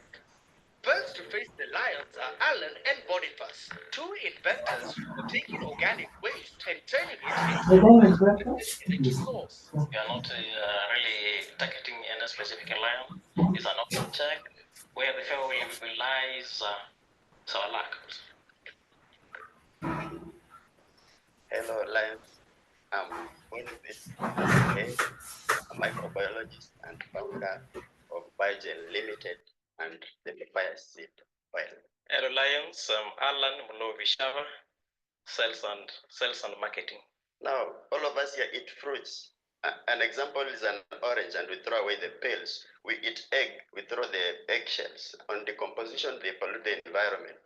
It is in this understanding that we decided to develop an environmentally friendly fuel, the biogel, to mitigate deforestation, to tame the silent killer smoke in our kitchen, and to reduce the malaria menace. It's very affordable, clean, and renewable. Now, we came to the Lions Den today to kindly request for 1.5 million Kenyan shillings in exchange of 20% equity. Now, I will welcome the Lions as we demonstrate how our product works. Yeah, thank you. Igniting the Lions' hunger for a deal is no mean feat. The inventors hope the demo works in their favor. It's time to talk business after the quick science lesson. If you take an orange peel, you can demonstrate at home this. You squeeze the liquid that comes out is a bioparaffin, you call it a monoterpene, which has a potential of repelling mosquitoes, and it is an air freshener.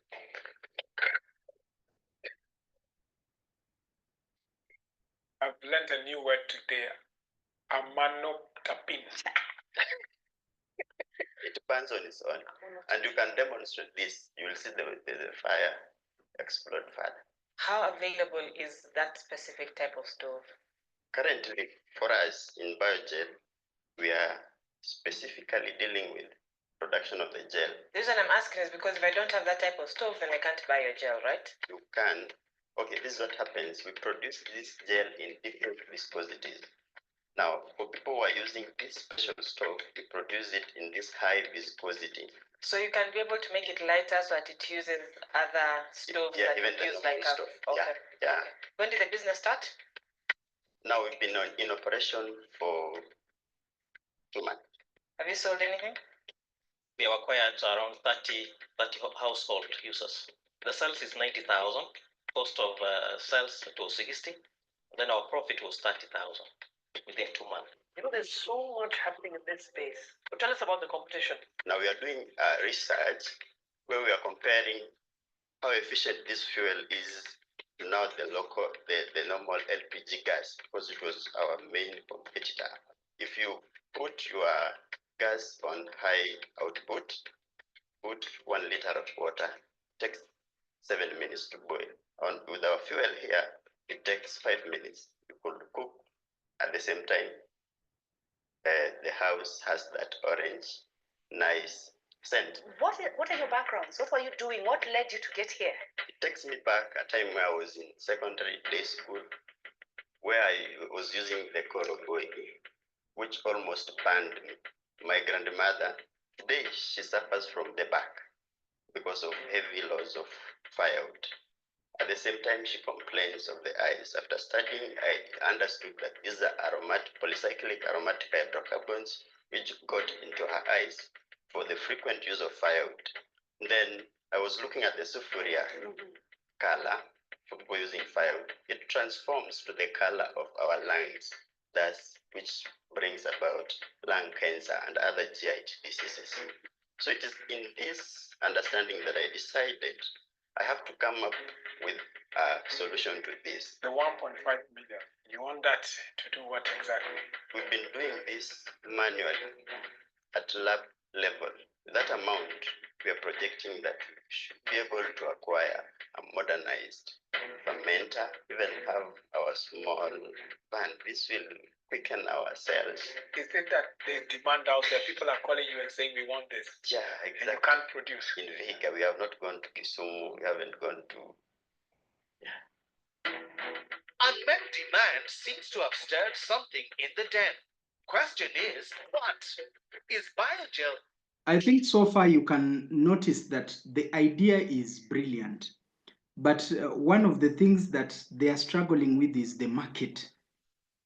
Is there market? Is there evidence that people are buying? Is there evidence that you can actually, you get? So these are potential determining factors, and let's see how this conversation goes, because this was a Climate Launchpad participant in one of the previous years. Heating things up in the den? I really, really like your brand, but I'm getting confused because we're talking of biogel and alkagel. This is what happened. Alkagel means bioalkanol gel. Okay, another big word. Bioalkanol gel. Just extracted alkagel for the name of the product, but it is Biogel Limited. Okay. Yeah. How do you get a consistent product if this time you used a different set of fruit? If this season we don't have oranges, then we'll go for Mangoes.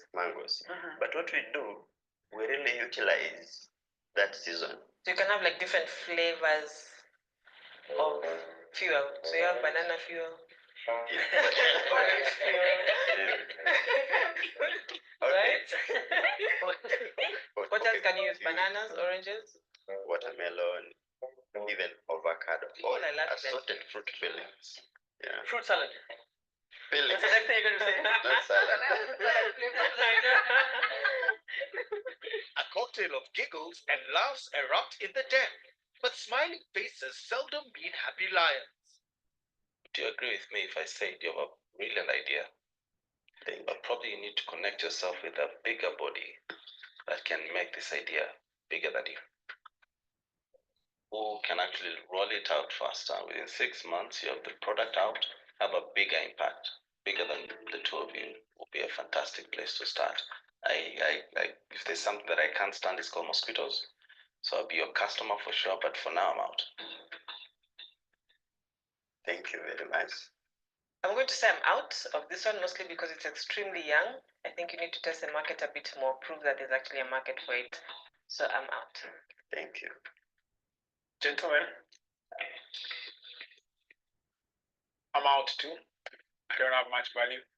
Just like Olive said, early days, but I will be a client because I've learned about the amatopin. Amonotapin.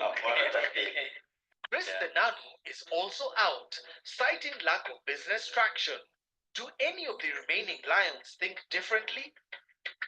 I can see so many use opportunities, but you need to develop the different products, and that's where marketing expertise comes in. Because, like for mosquito repellent, really, why am I using a coil if I could use this and it will warm me at the same time as repel the mosquitoes? So there are many use experiences, but you need to make it easy for the consumer. If you tell me to pour it on the floor, I won't. Yeah. You see? Yeah. So I'm out. Thank you. I really commend you guys. It's so nice to see entrepreneurs who know their business inside out. You've been teaching us fancy words, new technologies. Say one word. Just pronounce it. Gel is enough for me. What I will do is I'll do two things for you. One, I'm going to invest in Cocoa Networks, which is about to become the biggest ethanol buyer and distributor in the country. And Progas, as you know, has become the market leader in the cooking space. I'll introduce you to both, the founders at both companies to see if they have any ideas as to how this can be rolled out and incorporated in their business model. It's fantastic. You've been brilliant, and I wish you all the best. But unfortunately, I'm out. Thank you very much, gentlemen. And just All right. I hope by now you are convinced that traction is important. The idea is brilliant, but they didn't see them in the market. You need to show evidence that the market is consuming. But beyond that, I hope you can see how investors are looking at it. They were recommending, can he partner with a bigger company so that the product can come to the market faster? They like the idea, but in terms of execution, they feel they cannot invest at that particular point in time. It needs a bit of additional effort, either research from a big company. So that's why you can see scenarios where a big company buys a small company to execute the product faster or something like that. So I hope you can see this is a scenario where this was actually a winner of Climate Launchpad, one of the beginning editions, I think, in Kenya, but that's where the story ended when it came to pitching. Let me just share another pitching example where there's a bit of negotiation. Let me see. Okay, I'll share I'll share three. One is just more of the storytelling. These are Ugandan product. Hello. And another is also I think is a Kenyan product. Let me just share this Ugandan. We supported once. Okay, I hope you can see my screen. Let me play it. My name is Paul Matovu, the founder and CEO of Vertical and Micro Gardening Uganda. When I was growing up, starvation, malnourishment, and poverty were daily struggles for my family and community.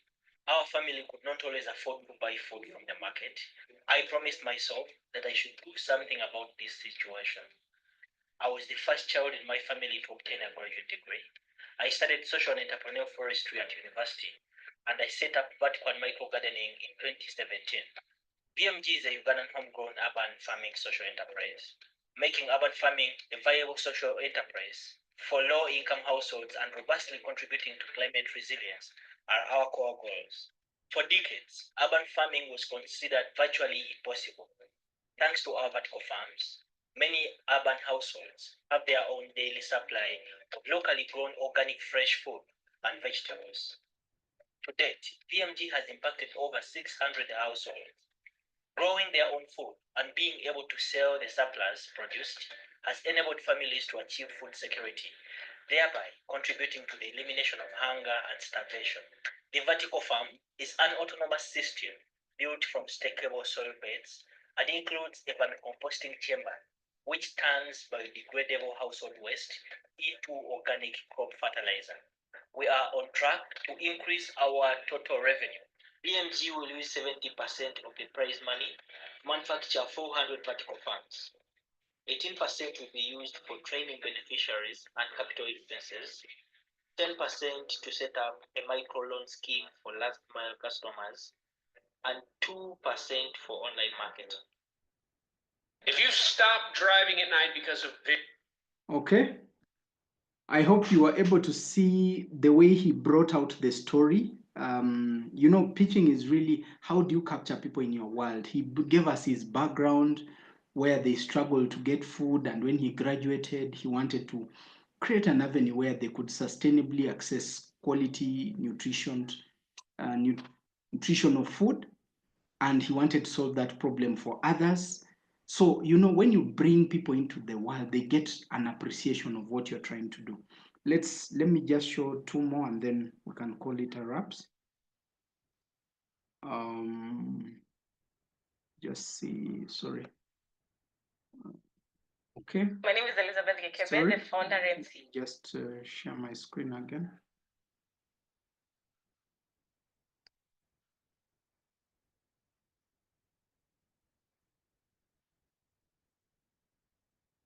All right.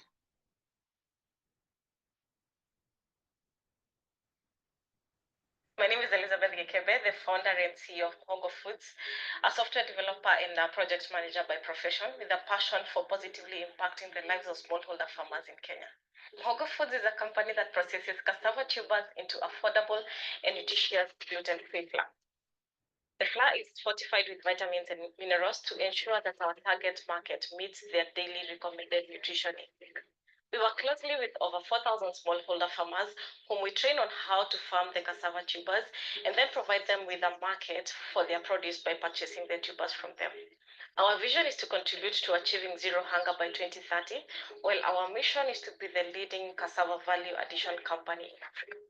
The company sales have been increasing by over 110% per year, and as part of our expansion plan, would like to increase the production capacity. $30,000 will be used in purchasing an automation machine, which will help us in automating the packaging process. Currently, packaging is being done by hand, which is not only cumbersome, but also a bottleneck in our production process. The automation machine will help us to reduce the production cost by 30%, in addition to increasing our profit margin and also reducing the cost of the product to the customer. $10,000 will be used to market the product to the people at the base of the pyramid, while the remaining $10,000 will be used to train 6,000 more smallholder farmers. Currently, we have 4,000 smallholder farmers. Therefore, this money will be used to help us reach to a total of 10,000 smallholder farmers, therefore impacting more households in the country.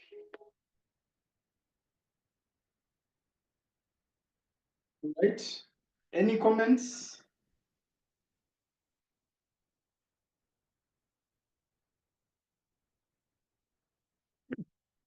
Daniel, any comments? Are you picking a few ideas? Not really, but yeah, I'm picking up. I've also picked up some tips too. Sorry?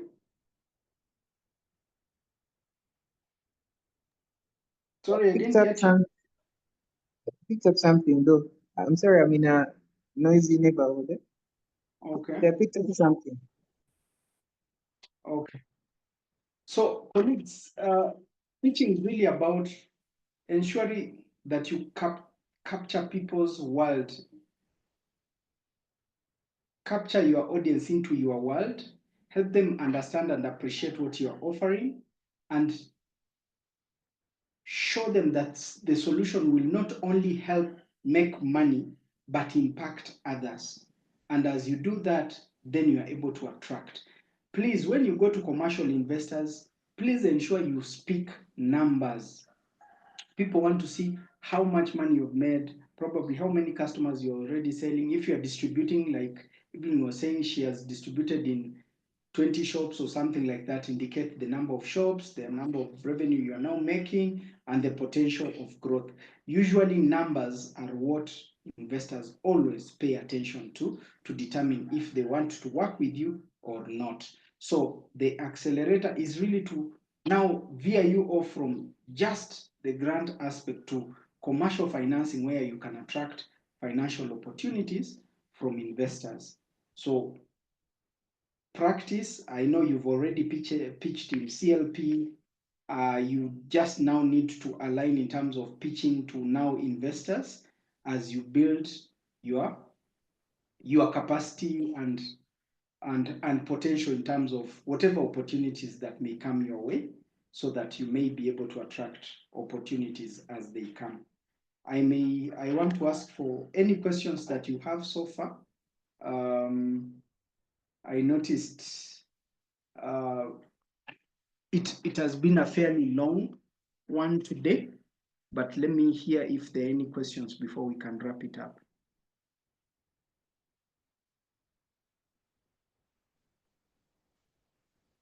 Any questions, please?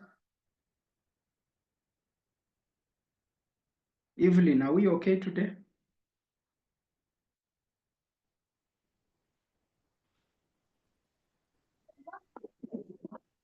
Yes, Mr. Roy, we are okay. Maybe questions will come in the course of the assignment. Okay, so finalize the, based on the corrections shared, I think Andrew will share all the copies, see how the others have worked on their details, refine your details, share the final one, and I want to wish you the very best.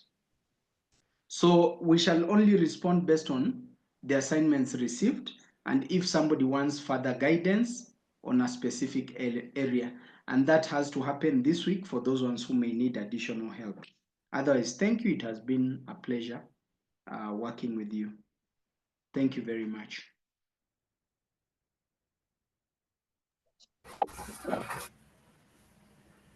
Thank you for supporting us. All right, Susie, I think you'll coordinate the final submissions of the mini plans. For now, it's God bless. Thank you. Welcome. Thank you. Okay, so I'm going to be sharing the reviewed assignments, and then we shall be starting from there. Thank you. Have a blessed day.